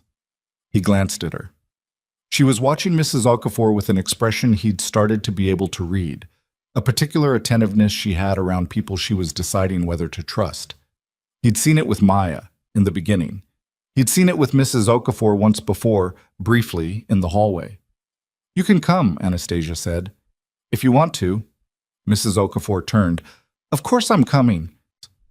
She said it as though it had never been in question. Then she sat down across from Anastasia and looked at her directly. You're going to be all right, you know. Anastasia held her gaze. You don't know that? No, Mrs. Okafor agreed. But I've been watching people for a long time, and I know what it looks like when someone is going to be all right, even when they can't see it themselves. She pushed a bowl of rice across the table. Eat. The table was small enough that the four of them sitting around it required some rearrangement of chairs, and Ethan's knee was close enough to Anastasia's wheelchair wheel that he could feel the slight movement when she shifted, and the rice was good, and Mrs. Okafor talked about her nephew's graduation for 20 minutes, and it was ordinary, was the thing. It was just an ordinary Saturday afternoon with food and people, and Ethan sat in the middle of it and understood quietly that he'd been a long time without ordinary Saturday afternoons, and that the absence of something could go numb if you weren't careful. The courthouse was a gray building on West Washington that looked exactly like what it was, a place where the city administered its formal business without much interest in how you felt about it. They went on a Tuesday morning. Mrs. Okafor came in her blue dress. Maya wore the purple leggings that weren't allowed at school because Ethan had decided this was not a school situation and the rules didn't apply. Anastasia wore a dark green blouse and the good coat, the one she'd been wearing the night at the bus stop. Ethan wore the suit he owned, which he'd bought for a job interview 4 years ago and which still fit but felt like someone else's armor. The clerk who processed their paperwork was a man in his 50s who had clearly done this 10,000 times and was professionally cheerful about it. He asked for the license, confirmed the details, walked them through the brief civil ceremony with the briskness of someone who had a full waiting room. Do you, Ethan James Miller, take Anastasia Irina Volkova as your lawfully wedded? I do, Ethan said. And do you, Anastasia Irina Volkova, take Ethan James Miller? I do, Anastasia said. The clerk had them sign. He countersigned. He stamped 2 copies and handed them each one, and he said congratulations with the warmth of a man who meant it, and was also thinking about the next appointment. And that was it. Outside on the courthouse steps, Mrs. Okafor hugged Ethan longer than necessary, and then bent down and held Anastasia's face in both her hands for a moment, and said something very quietly in Yoruba that Ethan didn't understand and that Anastasia didn't understand either, but that made Anastasia close her eyes briefly in a way that looked like receiving something. Maya demanded to go to the diner on the corner, which they did, and she had pancakes with strawberries and explained to their server that they'd just gotten married, and the server said how wonderful, and brought them all a small plate of complimentary muffins, and Maya ate part of one and declared that marriage was great. Ethan looked at Anastasia across the table. She looked back. Neither of them said anything, but something in the look acknowledged the thing they both knew, which was that they had just done something real and documented and permanent until it wasn't, and that the gap between those two facts was going to have to be managed carefully. He picked up his coffee. She picked up hers. The diner was warm and loud and smelled like butter. Masan. The months that followed were not simple, but they had a shape, which was more than the winter had offered. Anastasia's lawyer filed the counter-motion in the Swiss proceedings 5 weeks after the courthouse. It included the Illinois business registration, Volkova Consulting, LLC, a logistics advisory firm, and the residential address, and a 40-page documentation of professional competence that Anastasia had assembled over 2 months of late nights. Her marriage certificate was attached as Exhibit C, which was not something Ethan had expected to see his name on, but there it was. Exhibit C of a Swiss legal filing, Miller, Ethan J., listed as spouse. He read the filing once, at midnight, after Anastasia had gone to bed. He closed his laptop and sat with it. Victor's lawyers didn't respond immediately, which Anastasia said was a bad sign, and then corrected herself and said, it was actually a neutral sign that she was interpreting badly because she was anxious, and he appreciated the self-correction. The DCFS inquiry closed 3 weeks after the courthouse. Miss Elwood's follow-up visit was brief. She looked at the marriage certificate, looked at the apartment, spoke to Maya for 10 minutes, watched Maya show her a drawing of the family that now included a figure in a wheelchair with dark loops of crayon hair, and wrote her notes and left. The formal closure letter came by mail 11 days later. Ethan put it in the filing box under the bed and didn't look at it again. What happened instead over the following months was smaller and harder to document and more real than any of the paperwork. Anastasia started taking Maya to school on the days Ethan had early meetings. This happened the first time out of necessity. He had a 7:30 site call, and Maya's drop-off was 8:15 and the times didn't fit. And he'd arranged for Mrs. Okafor as backup, but Mrs. Okafor had a doctor's appointment, and Anastasia said, without particular fanfare, that she could take her. He'd walk through the logistics with her, the route, the crossing guard, the check-in process at the front office, and she'd listened with the same attention she gave everything and said she understood. He was in his work call when his phone buzzed with a text from an unknown number that turned out to be the front office assistant at Maya's school, just confirming Maya Miller was dropped off at 8:12. Have a great day. He looked at his phone under the meeting table. Then he looked at it again. The second time it happened, he didn't give her a walkthrough. She already knew the route. She got her first client in April. A small company, a regional freight brokerage that had been having structural problems with their routing system for 2 years and had tried 2 different consulting firms without resolution. She'd found them through a former colleague who was willing to make a referral without crossing the people at Meridian, which was a narrow path she'd had to find carefully. The contract was modest, 8 weeks, deliverables-based, payment on completion. She told him at dinner, just said it flatly, between passing Maya the butter and asking if there was more water. I signed a contract today. He put his fork down. Yeah? A freight brokerage in Indiana. It's not large. The fee covers 3 months of business expenses and my share of the rent. That's good. That's really good. It's a start. She said it carefully, like she didn't want to weigh the words too much in either direction. The deliverable is a full routing analysis and restructuring recommendation. 6 weeks of work, realistically. I've done it a dozen times. So you know you can do it. Yes. Maya looked up from her plate. Did you get a job? A client, Anastasia said. A company that's paying me to help them with a problem.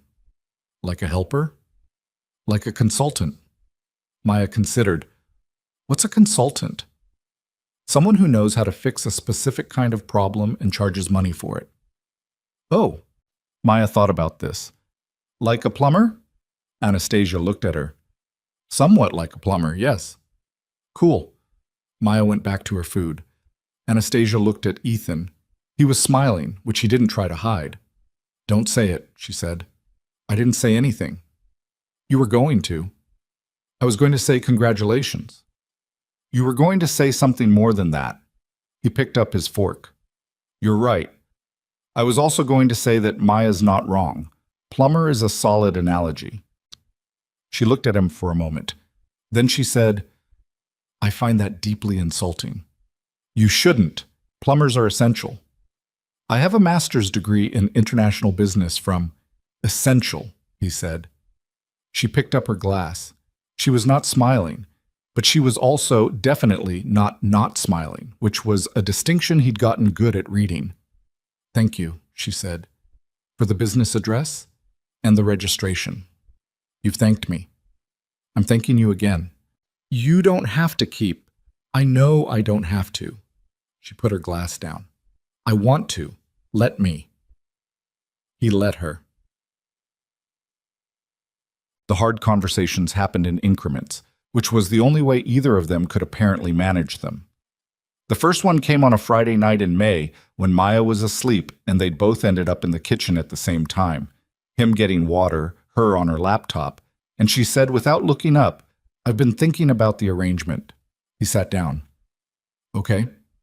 The original agreement was a review at 6 months. That's in 2 months. I know. She closed the laptop. This was her signal that she was giving a conversation her full attention, and he'd learned to treat it with the corresponding seriousness. The Swiss proceedings are still unresolved, she said. Victor's lawyers have filed 2 counter-responses to our filing. My lawyer says we're in a strong position, but it could take another year. She looked at the table. If we dissolve the arrangement in 2 months, it weakens my position in the case. The marriage certificate is part of the evidence of my capacity and stability. I know. I'm not asking you to stay in it indefinitely. I want to be clear about that. I'm asking if you'd consider extending the review period, another 6 months. He looked at her. She was looking at the table with an expression that was very carefully arranged, but that he could read now, the way you could read a place you'd spent enough time in. What about what you want? He said. She looked up. Not legally, not strategically. What do you want? She was quiet for a moment. That's not the relevant question right now. I think it is. Ethan, I'm not asking for a declaration, he said. I'm not trying to make this into something complicated. I'm asking because I want to know what you actually want. Separate from what's strategically optimal. She looked at him for a long time. The kitchen was quiet.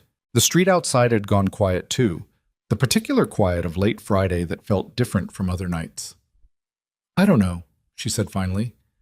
I don't know what I want.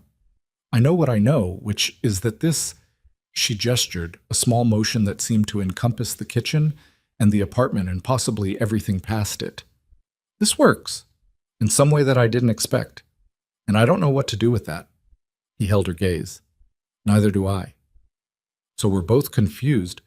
I think we're both choosing not to call it something we're not sure of. Yes, she looked at the table, which is probably wise. Probably.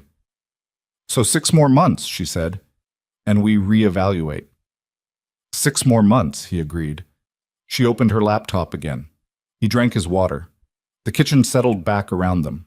After a minute, she said, You know I make more noise at night than I used to, in the wheelchair, when I'm moving around. I know. I'm a light sleeper. Does it bother you? No? I thought it might. It doesn't. He got up. It's fine. I know you're there. It's fine. She looked at him briefly, that look, the real one, not the composed surface one, and then away. Okay, she said. He went to bed. Yeah. The thing that broke through the surface between them wasn't a dramatic moment. It wasn't a crisis or confession or one of those scenes where something finally snaps and everything becomes clear. It was a Thursday afternoon in June, ordinary and warm, the kind of afternoon Chicago offered like an apology for February. He'd come home early because the site visit got canceled, and when he came through the door he heard voices, Anastasia's and Maya's, and they were in the living room. He set his bag down quietly, not sure why quietly, and looked around the corner. Anastasia was at the window with her laptop, and Maya was beside her in a chair she'd dragged over, and Anastasia was showing her something on the screen. It looked like a map, a routing map, probably something from her work, with colored lines and nodes, and Maya was asking questions with the particular focus she applied to things she'd decided were genuinely interesting. What's that line? That's a route, from one city to another. Why is it red? Because it's slow. It's taking longer than it should. Why? Because the people who designed it didn't think about what happened when traffic backed up here. She pointed at a node. When this point gets blocked, everything behind it slows down. Like when the hallway is blocked and you can't get through? Anastasia paused. Exactly like that. So you have to find a different way. Exactly. That's what I'm doing. Finding the different way. Maya looked at the screen for a moment. Then she said, Is that what happened to you when you got hurt, like a blocked route? Ethan went still in the doorway. Anastasia was quiet for a moment. Yes, she said. In a way. The route I had planned got blocked. But you found a different way. I'm still finding it. That's okay, though. Maya was looking at the screen still. Daddy says the finding part is the important part, not already knowing. Your father said that? When I couldn't find my shoe, but I think it's the same. Anastasia looked at Maya for a moment, and Ethan, from the doorway, saw her face in the afternoon light. The real face, the one underneath the composure, the one that was tired and precise and trying. And something in it moved, not broke, moved. Like something that had been held in one position for a very long time shifted a single degree. Yes, Anastasia said. I think it's the same. He stepped back from the doorway and went to the kitchen and started on dinner, and he didn't say anything about what he'd heard. But when Anastasia came to the kitchen later and asked if he needed help, and he said yes, she moved beside him at the counter with the easy efficiency that had stopped being unfamiliar months ago. And they worked together in the kitchen without speaking much. And it was the kind of quiet that had stopped being an absence and had become something else, a presence, a particular texture of two people who had gotten used to sharing the same space and had stopped needing to fill it. His mother visited in July.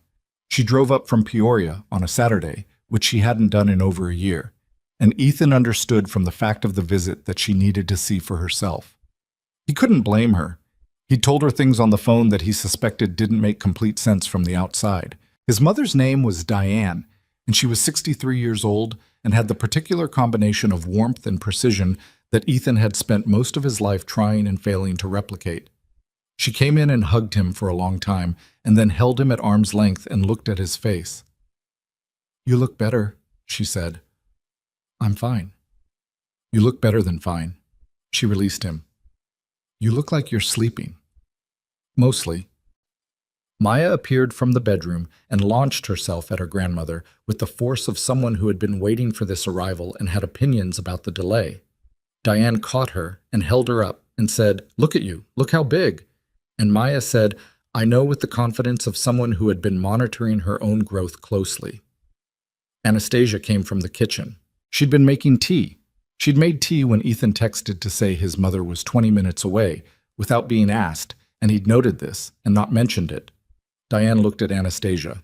Anastasia looked at Diane. There was a moment that Ethan couldn't fully interpret, a moment of two women measuring each other with the particular attention of people who had both, in different ways, organized themselves around keeping things together. "Mrs. Miller," Anastasia said. "Diane," his mother said. "Call me Diane." And she crossed the room and took Anastasia's hand in both of hers and held it the way she held things she was deciding the worth of. "He told me about the bus stop," she said. "He told me he told you." "He didn't tell me everything. He never does." She released Anastasia's hand and looked around the apartment with the eyes of someone reading it. "But I can see some of the things he left out." "Mom," Ethan said, "I'm just talking." She sat down at the kitchen table, entirely at home, because she was Diane Miller, and she was at home wherever she sat. "Sit down, everyone. Let's eat. Maya, show me the new drawings." Maya brought a stack that was approximately 4 inches high. They ate lunch, Anastasia's tea, Ethan's sandwiches, his mother's cookies that she'd brought from Peoria. And his mother listened to Maya's commentary on each drawing with full attention, and asked Anastasia about her work with the same direct curiosity she'd applied to everything in Ethan's life since he was a child. And Anastasia answered her, which he noticed. She didn't give the abbreviated version she gave most people. She talked about the freight brokerage in real terms, about the routing analysis, about the second client she'd picked up 2 weeks ago, a small import firm with distribution problems. "You built all of this in 6 months?" his mother said. 4 months, properly. The first 2 were set up. From nothing? From a laptop and a legal address. Anastasia looked at her hands. And some help. His mother looked at Ethan. He looked at the table. "I'm glad he stopped," his mother said. "At the bus stop. He almost didn't. You know that." Anastasia looked at him. "I didn't know that." "He's like his father," Diane said. "Tries to think his way out of the right thing to do before he just does it." "I'm in the room," Ethan said. "I know." His mother picked up her cookie. "I'm talking to your wife." The word landed, not badly, just with weight. He looked at Anastasia, and she was looking at his mother with an expression that was close, he thought, to the expression she'd had watching Maya's routing conversation. Something moved. Single degree. "He's also like his father in the better ways," Diane said. "I want you to know that." "I'm beginning to see that," Anastasia said. The afternoon went on. His mother played with Maya on the floor, which she did with the complete unself-consciousness of someone who had never found it beneath her. Ethan washed the dishes. Anastasia came to dry them, which she sometimes did and sometimes didn't, and they stood at the sink together in the comfortable way they'd developed over months, passing things back and forth without having to think about it. "Your mother is remarkable," Anastasia said quietly. She's a lot. She loves you in a way that doesn't make you smaller. She handed him a dry glass. That's rarer than it sounds. He looked at her sideways. Your mother? A pause. Different, she said. Not closed off, just short, like a corridor she wasn't ready to walk down in full. Okay, he said. She wasn't cruel, she was just... Anastasia dried the last bowl. She expected me to be excellent, and when I was excellent, she expected more. And when everything fell apart, she didn't know what to do with me, because I'd stopped being what she knew how to be proud of. He didn't fill the silence. She called last month, Anastasia said, for the first time since the hospital. What did she say?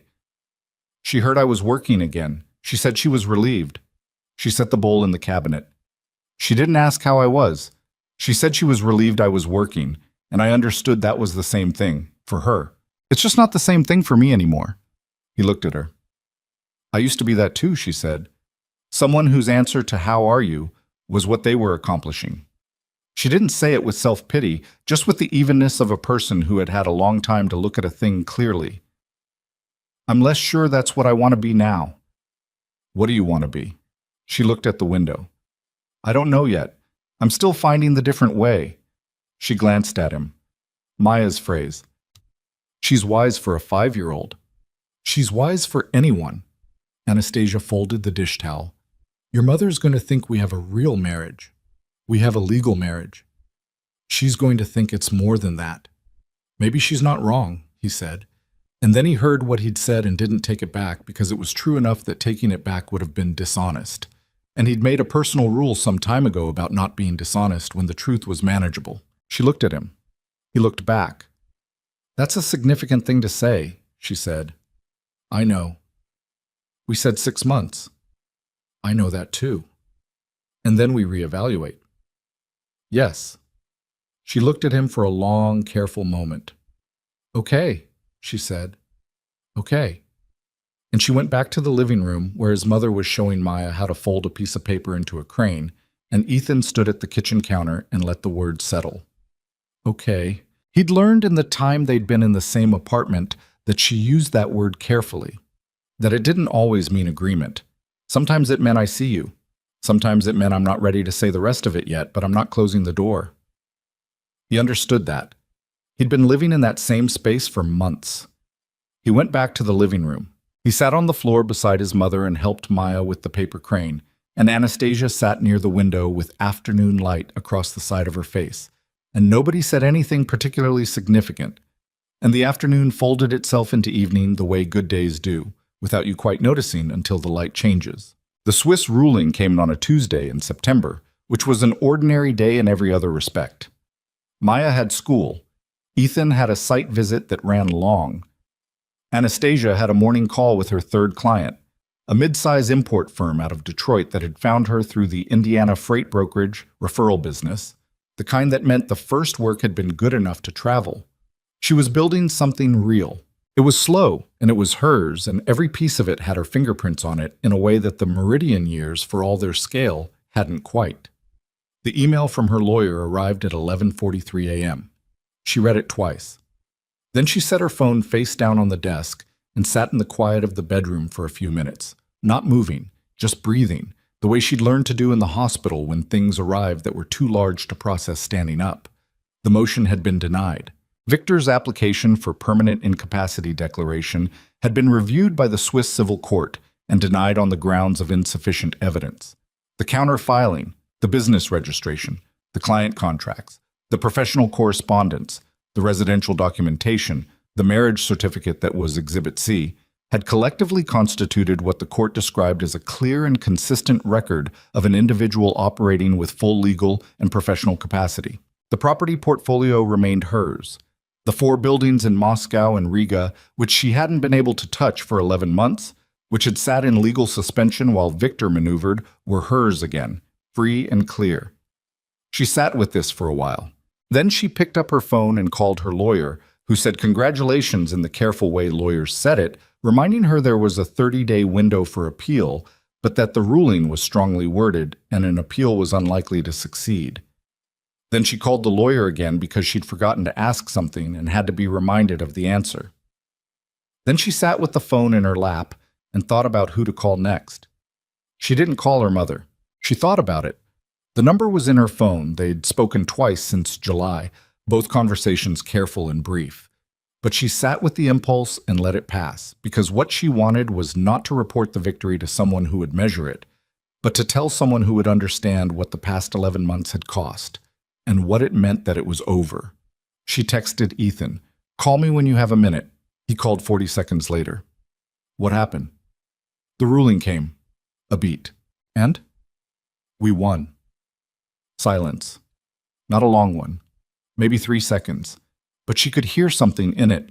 A particular release, the sound of someone who had been holding a thing letting it go without ceremony. Anastasia. Yes. That's really good. I know. Are you okay? She thought about the question seriously the way she took most questions. I think so. I think I'm... She stopped. I don't know what I am. I'm waiting for it to feel like something. Give it time. My lawyer says Victor could still appeal. Will he? Probably not. It would cost more than it's worth at this point. The ruling was specific about the evidence.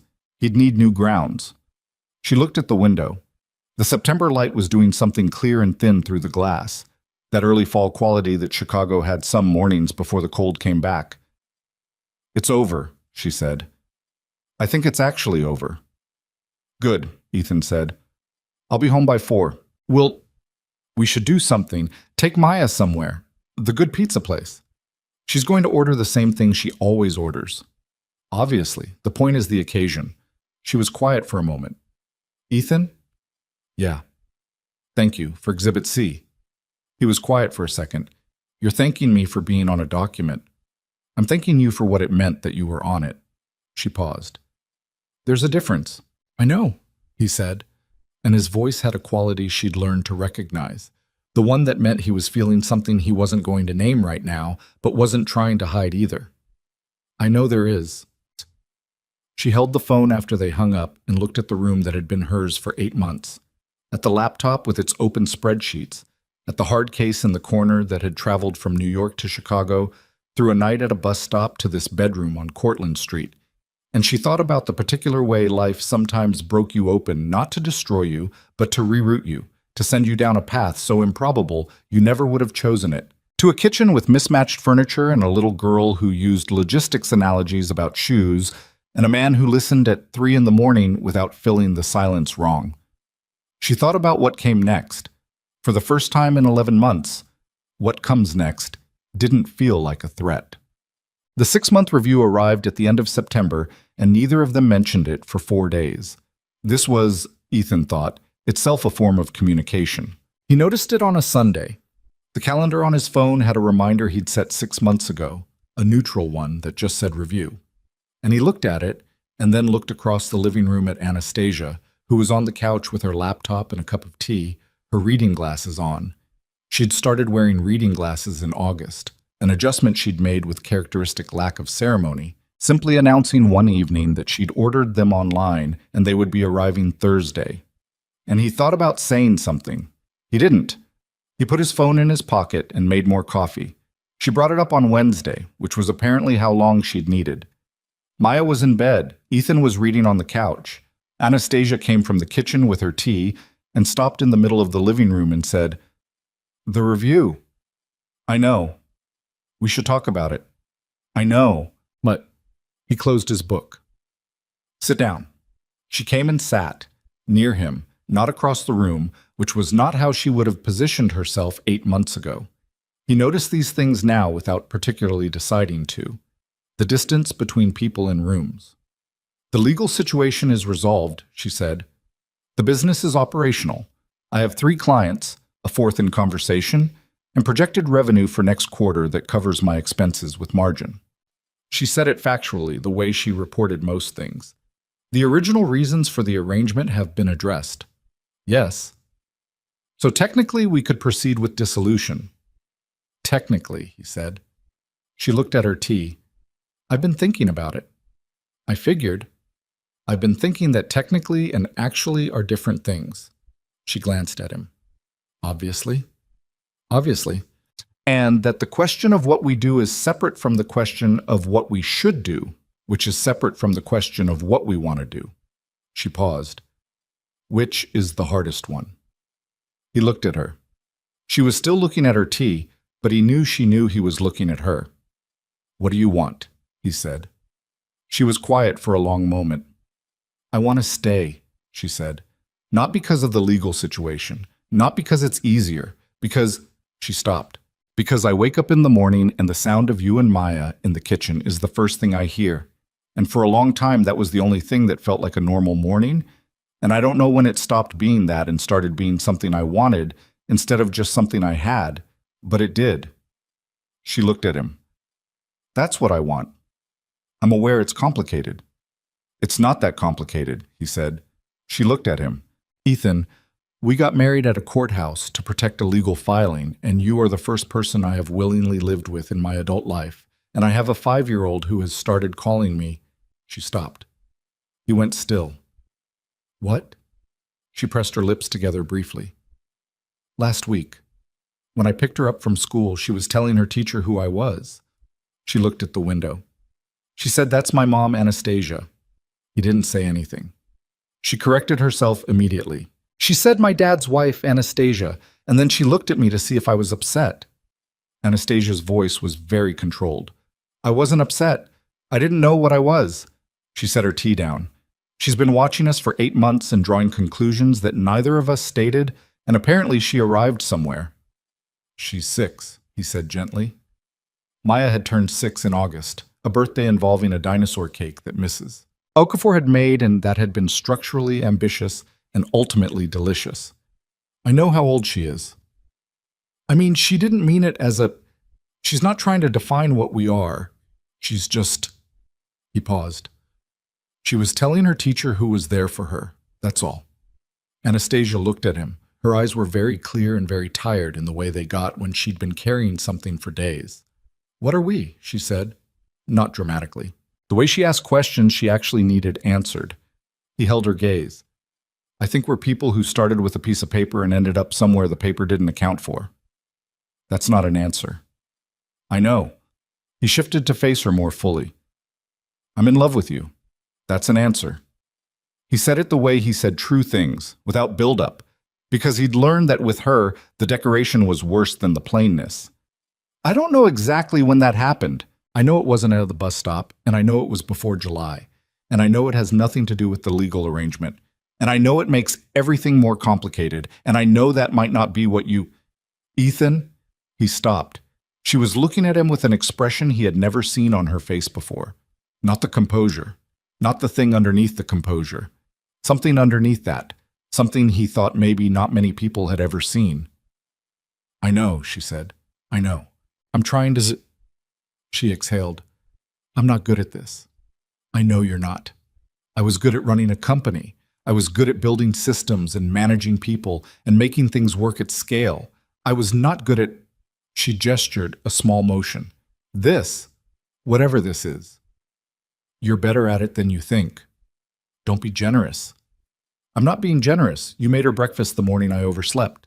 You stayed up until 2 in the morning helping me draft my response to the Garrett situation. You learned how Maya takes her cereal. The ratio is extremely specific, and it took me 4 years. 2 weeks, Anastasia said. 2 weeks. You learned it in 2 weeks. You didn't say anything. You just started making it right. He looked at her. That's not nothing. That's not someone who isn't good at this. She was quiet. I'm in love with you, he said again. Not with the version of you that had the apartment in New York and the company car. With the version that argues about rent and wakes up at 3 in the morning with logistics spreadsheets and gets annoyed when I don't close the cabinet doors the right way. He paused. Though I do close them now. I close them every time. I noticed, she said. Good. She looked at him for a long moment. The apartment was very quiet. Somewhere down the hall, Maya was asleep, making the small sounds she made, the particular rhythm he'd memorized years ago, and that he knew Anastasia had memorized too, because she'd mentioned once, casually, that she could tell from the silence when Maya had shifted from light sleep to deep. And that was not the kind of thing you knew about a child unless you'd been listening. I'm not easy. Anastasia said. I'm aware.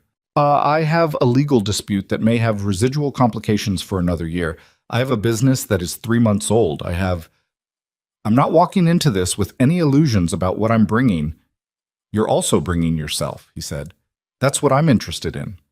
She looked at her hands. She turned the tea mug once, twice. He waited, because he'd learned that she needed space inside a conversation the way a room needed air, and closing the space too fast was the fastest way to make her go somewhere internal he couldn't follow. I'm in love with you too, she said. I have been for a while. She said it to her hands, then looked up at him. I've been in love with you since the night you sat in your car outside the shelter for 45 minutes and waited. You didn't have to do that. You could have dropped me and left, but you sat in the car. She paused. I watched you from the window while I was doing the intake. I didn't know what to make of it. Why didn't you say anything? Because I was in a wheelchair in your living room with 2 bags and a legal crisis, and it seemed like the worst possible time to say something like that to someone. He almost laughed. He didn't, because the moment was too real for laughing. So you said nothing for 8 months. I was processing. You were processing for 8 months. I processed slowly. She held his gaze. I'm very thorough. He looked at her. She looked back. And then they were both quiet for a moment with everything said and the apartment around them and the September night outside, and the particular kind of silence that isn't empty but full. He reached across and took her hand. She didn't pull back. She looked at their hands for a moment, and then she turned hers over so their palms were together, and she held on, not tightly, just present, the way she did everything that mattered, precisely, without performance. So we stay, he said. We stay, she said, and we figure out the rest as we go. I prefer structured timelines. I know you do. But yes, she looked at him. We figure out the rest as we go. Medchon. What followed was not a transformation. It was an accumulation. That was the thing nobody said about love when it came slowly and out of necessity. It didn't announce itself, and it didn't arrive in a single moment.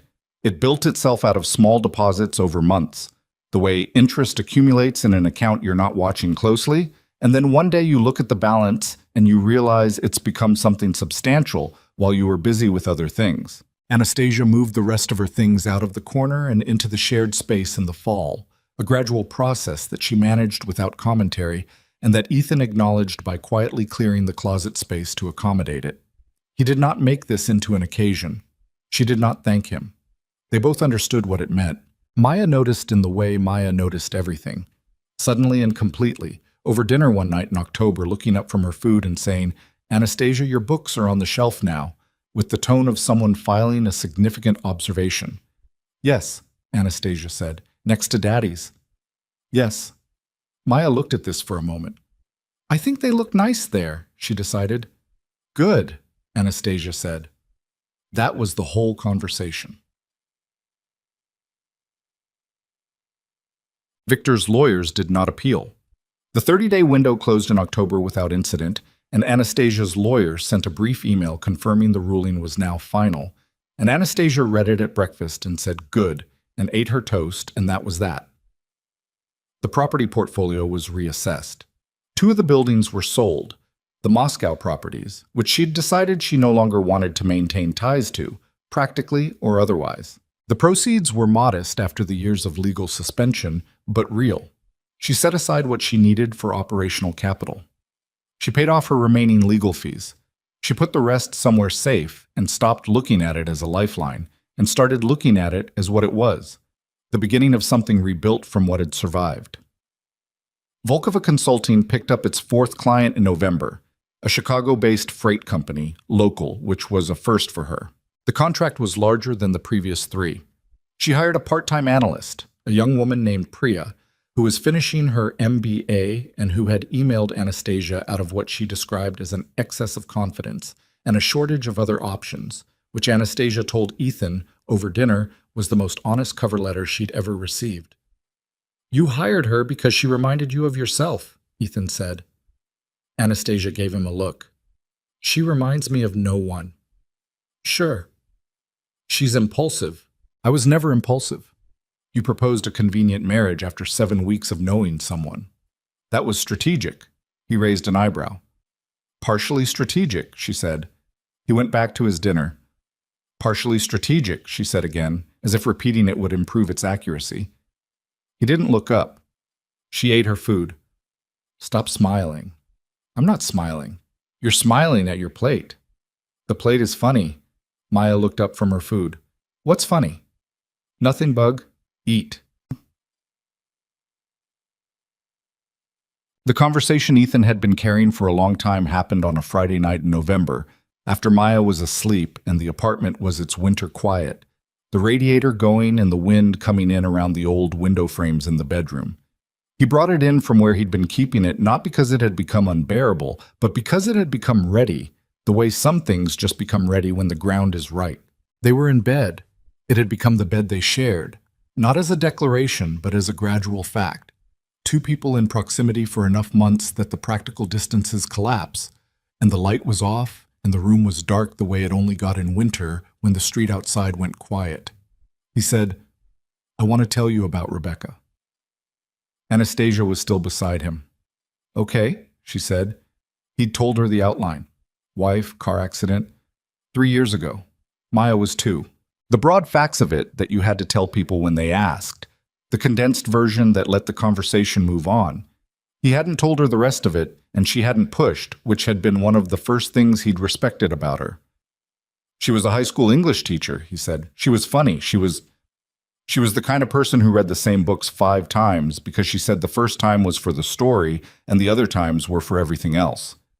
He paused. She would have thought you were extraordinary. She liked people who were good at things and didn't apologize for it. Anastasia was quiet, listening. The accident was on a Thursday morning, he said. She was on her way to school. A truck ran a red light and hit the driver's side. He said it the way he'd said it enough times that the sentence had worn smooth, the way grief did to the sharp facts over time.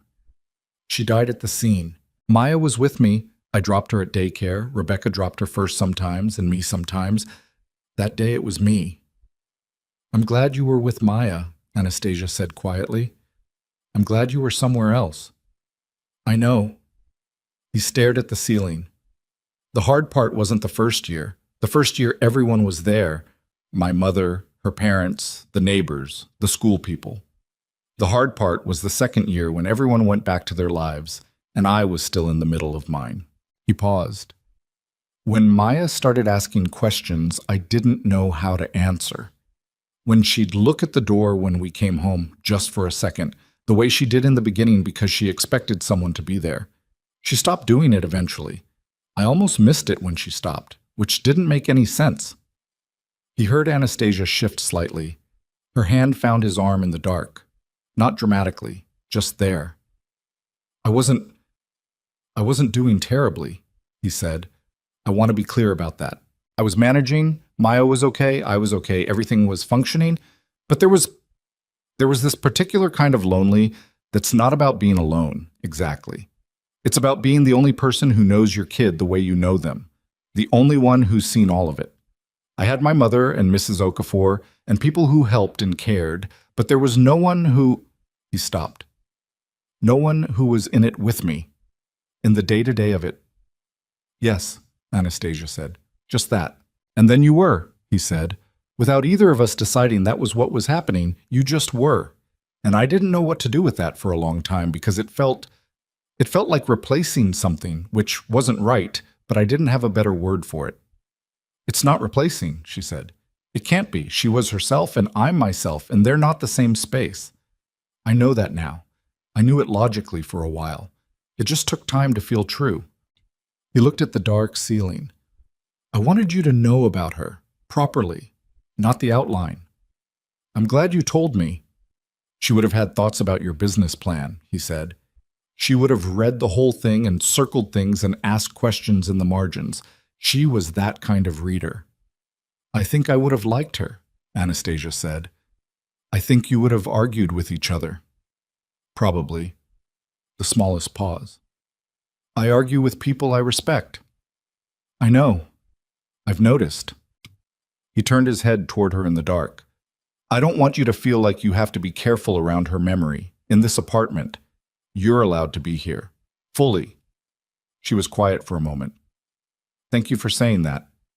I mean it. I know you do. She was quiet again, and then, my father died when I was 27, 2 years before the accident. I didn't handle it well, in the way that people who are very functional sometimes don't handle grief well because they just keep being functional and don't allow the grief a form. She paused. He was the one who taught me the financial modeling. He thought Excel was beneath him, but he also thought I should know everything, so he taught it to me anyway. He said the best executives were the ones who understood every level of the operation and weren't too proud for any of it. He sounds like he was right. He was right about most things and wrong about a few, and I'm still figuring out which was which. She exhaled. I think he would have liked you. He had patience for people who were good at things without performing it. I'm a project manager at a mid-sized construction firm. You're a man who stopped at a bus stop at midnight in 14-degree weather because you couldn't walk past a person who needed help, she said. That's what my father would have seen. He was quiet. That's what I saw, she said, from the window of the shelter. You sitting in the car, not leaving. They lay in the quiet for a while. The radiator ticked. The wind moved outside. Downstairs, a neighbor's door opened and closed. The ordinary sounds of an apartment building at night, the background of a life. I'm not going anywhere, she said in the dark. Not as a promise exactly, more as a statement of fact about herself, the way she stated most true things. I know, he said. I want you to know it, she said, not assume it. Know it. Okay. He turned toward her. I know it. She didn't say anything else. She moved slightly closer in the way she did, that small unconscious degree that he'd come to recognize as her version of something she didn't have words for yet. He let it be enough. Maya's first-grade teacher sent a note home in December. It was a good note. He registered that first before his eyes went to the specific thing. A good note about Maya's reading progress, her participation, her helpfulness with other kids who struggled. And then, at the bottom, a brief paragraph. Maya has been sharing a lot about her family this semester. I wanted to note that she seems very settled and happy. She talks about her dad and her mom, Anastasia, with the kind of warmth that tells me she feels very safe at home. You're clearly doing something right. He read it twice. He stood in the school hallway with the note in his hand and the afternoon noise of children leaving around him. He took a photo of it and sent it to Anastasia without comment. She replied in 2 minutes. That's her word, not mine. I haven't encouraged it. He typed back, I know. Does it bother you? The typing indicator appeared and disappeared twice before her reply came. No. Does it bother you? He looked at the note again. At Mom Anastasia, those 2 words in a first-grade teacher's careful email. No, he typed. It doesn't bother me at all. He drove home with a note on the passenger seat and Maya in the back asking about whether axolotls could live in cold water, which he didn't know, and she said Anastasia would know, which was probably true, and he said they'd ask her when they got home. But Christmas that year was small and slightly chaotic and imperfect in all the specific ways that made it real. Anastasia had never done an American Christmas. She said this on December 1st with the air of someone disclosing a condition that might require accommodation. He said it was fine. It was mostly just food and wrapping paper and Maya losing her mind. She said that sounded manageable. She was wrong about it being manageable, but wrong in the good direction. Maya's enthusiasm for the holiday was operatic and unrelenting, beginning in late November with a list she'd compiled independently and presented to both of them at dinner, and escalating through December in ways that involved significant quantities of construction paper and ribbon and at least one attempt to decorate the wheelchair that Anastasia had declined with the firmness of someone setting a clear professional boundary. Not the chair, Anastasia said. Just a little ribbon, Maya said. No. On the handle? Maya. What if it was very small ribbon? What if it was no ribbon? Maya accepted this with the generosity of a diplomat who had other negotiations in progress. On Christmas morning, Ethan was up first, which never happened, and he stood in the living room before anyone else was awake and looked at the tree they'd bought from the lot on Milwaukee. Maya had chosen it with the authority of someone selecting a general, and it was slightly too big for the corner and had a lean to it that no amount of repositioning had fully corrected. And he thought about the year. He thought about February, the pharmacy bag, the snow, the shape of a person not moving at a bus stop, and the 4-second calculation, and the decision that hadn't felt like a decision at all. He thought about what a year could hold, the legal appointments and the DCFS visit, and the courthouse, and the Swiss ruling, and the first client, and the fourth client, and Priya with her excess of confidence, the mornings and the dinners and the 3 a.m. kitchens, the slow accumulation of someone becoming part of the texture of a life you thought was already set. He thought about Rebecca. He did this without the familiar weight of guilt he'd carried for a long time about the fact that life was still happening. It had taken time to stop feeling like a betrayal, to understand that moving forward was not the same as moving away, that the capacity to love again was not a diminishment of what had been, but an evidence of what it had made possible. She had made him the kind of person who stopped at bus stops. He understood that now. That was her too, in this room, in whatever shape love takes when it becomes the ground a person stands on. He heard the bedroom door. Anastasia came through into the living room, already in the chair, already dressed in the way she was always already dressed before anyone else was properly awake. She stopped when she saw him standing there. "You're up early," she said. "Couldn't sleep." She came to stand beside him. Beside him, the positioning of someone who didn't think twice about it, and looked at the tree with its lean and its too many ornaments, most of them made by Maya over years of school art projects, lopsided and beloved. "It's a bad tree," she said. "It's the tree Maya chose." "I know." She looked at it. "I like it." "I know you do." She looked at him sideways. "She's going to wake up in approximately 20 minutes, and the noise level is going to become significant." "I know." "I want to say something before that happens." "Okay." She looked at the tree. "This is the first time in 2 years I haven't spent a significant portion of December afraid of what comes next," she said. "I wanted to say that. I don't need you to respond to it. I just wanted to say it out loud to someone, and you're the person I want to say things to. So," he looked at her profile in the early winter morning light, the particular composed line of her and the thing underneath it that was less guarded now, more present, more hers. "So," he said. "So." She looked at him. "Merry Christmas, Ethan." "Merry Christmas, Anastasia." She turned back to the tree. He stood beside her. The apartment was quiet and warm, and outside the snow was coming down again, the same way it had been coming down the night she'd been at the bus stop. But it was a different snow now, a familiar one, the snow of a city that had become hers too. 23 minutes later, Maya came down the hall at full volume, and the morning became what it was going to be, which was loud and messy and full, and Anastasia caught the wrapping paper Maya flung and handed it back with a look that made Maya dissolve into laughter and misses. Okafor knocked on the door at 9 with food, because she always brought food, and Ethan's mother called and talked to Maya for 45 minutes, and to Anastasia for 10, and the conversation between them had the easy rhythm of people who had already decided they were in each other's lives. It was not a perfect day.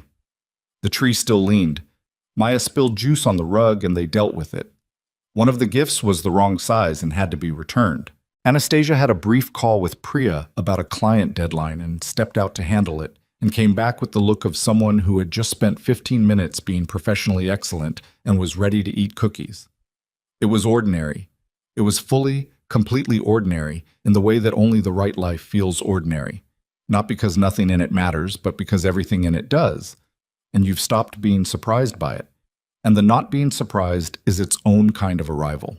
This is what people don't say about the families built sideways, built out of necessity and proximity, and the kind of care that starts as practical and becomes something that doesn't have a smaller word.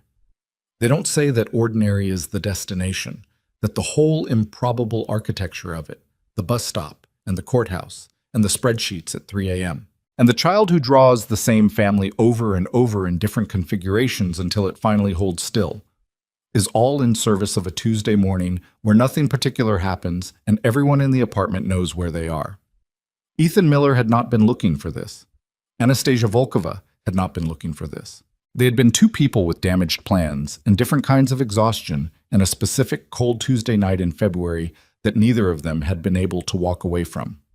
They had chosen each other in increments, first out of necessity, then out of habit, then out of something that grew too large to call anything other than what it was. And the choosing had not been clean or certain or obvious while it was happening. It had been full of logistics and paperwork, and arguments about cabinet doors and burned garlic, and nights when the path forward wasn't clear, and you just kept going because stopping felt worse. That's the thing about the families you don't expect. They don't ask you if you're ready. They ask you if you can manage the next hour, the next morning, the next piece of paper, the next small act of staying. And if you say yes to enough of those, you look up one day and realize you haven't been surviving the arrangement. You've been living in a home. And the home, improbable and leaning slightly to the left, full of crayon drawings and jazz records and construction industry podcasts, and the particular sound of a wheelchair moving through a kitchen at 3 a.m, the home had been becoming itself this whole time, while you were busy figuring out if you were allowed to want it. They were allowed. They had found their way to it through the longest route, the blocked paths and the rerouted logistics, and the things that should not have worked and did. They had chosen it, all three of them, in their own ways, in their own time. And they stayed.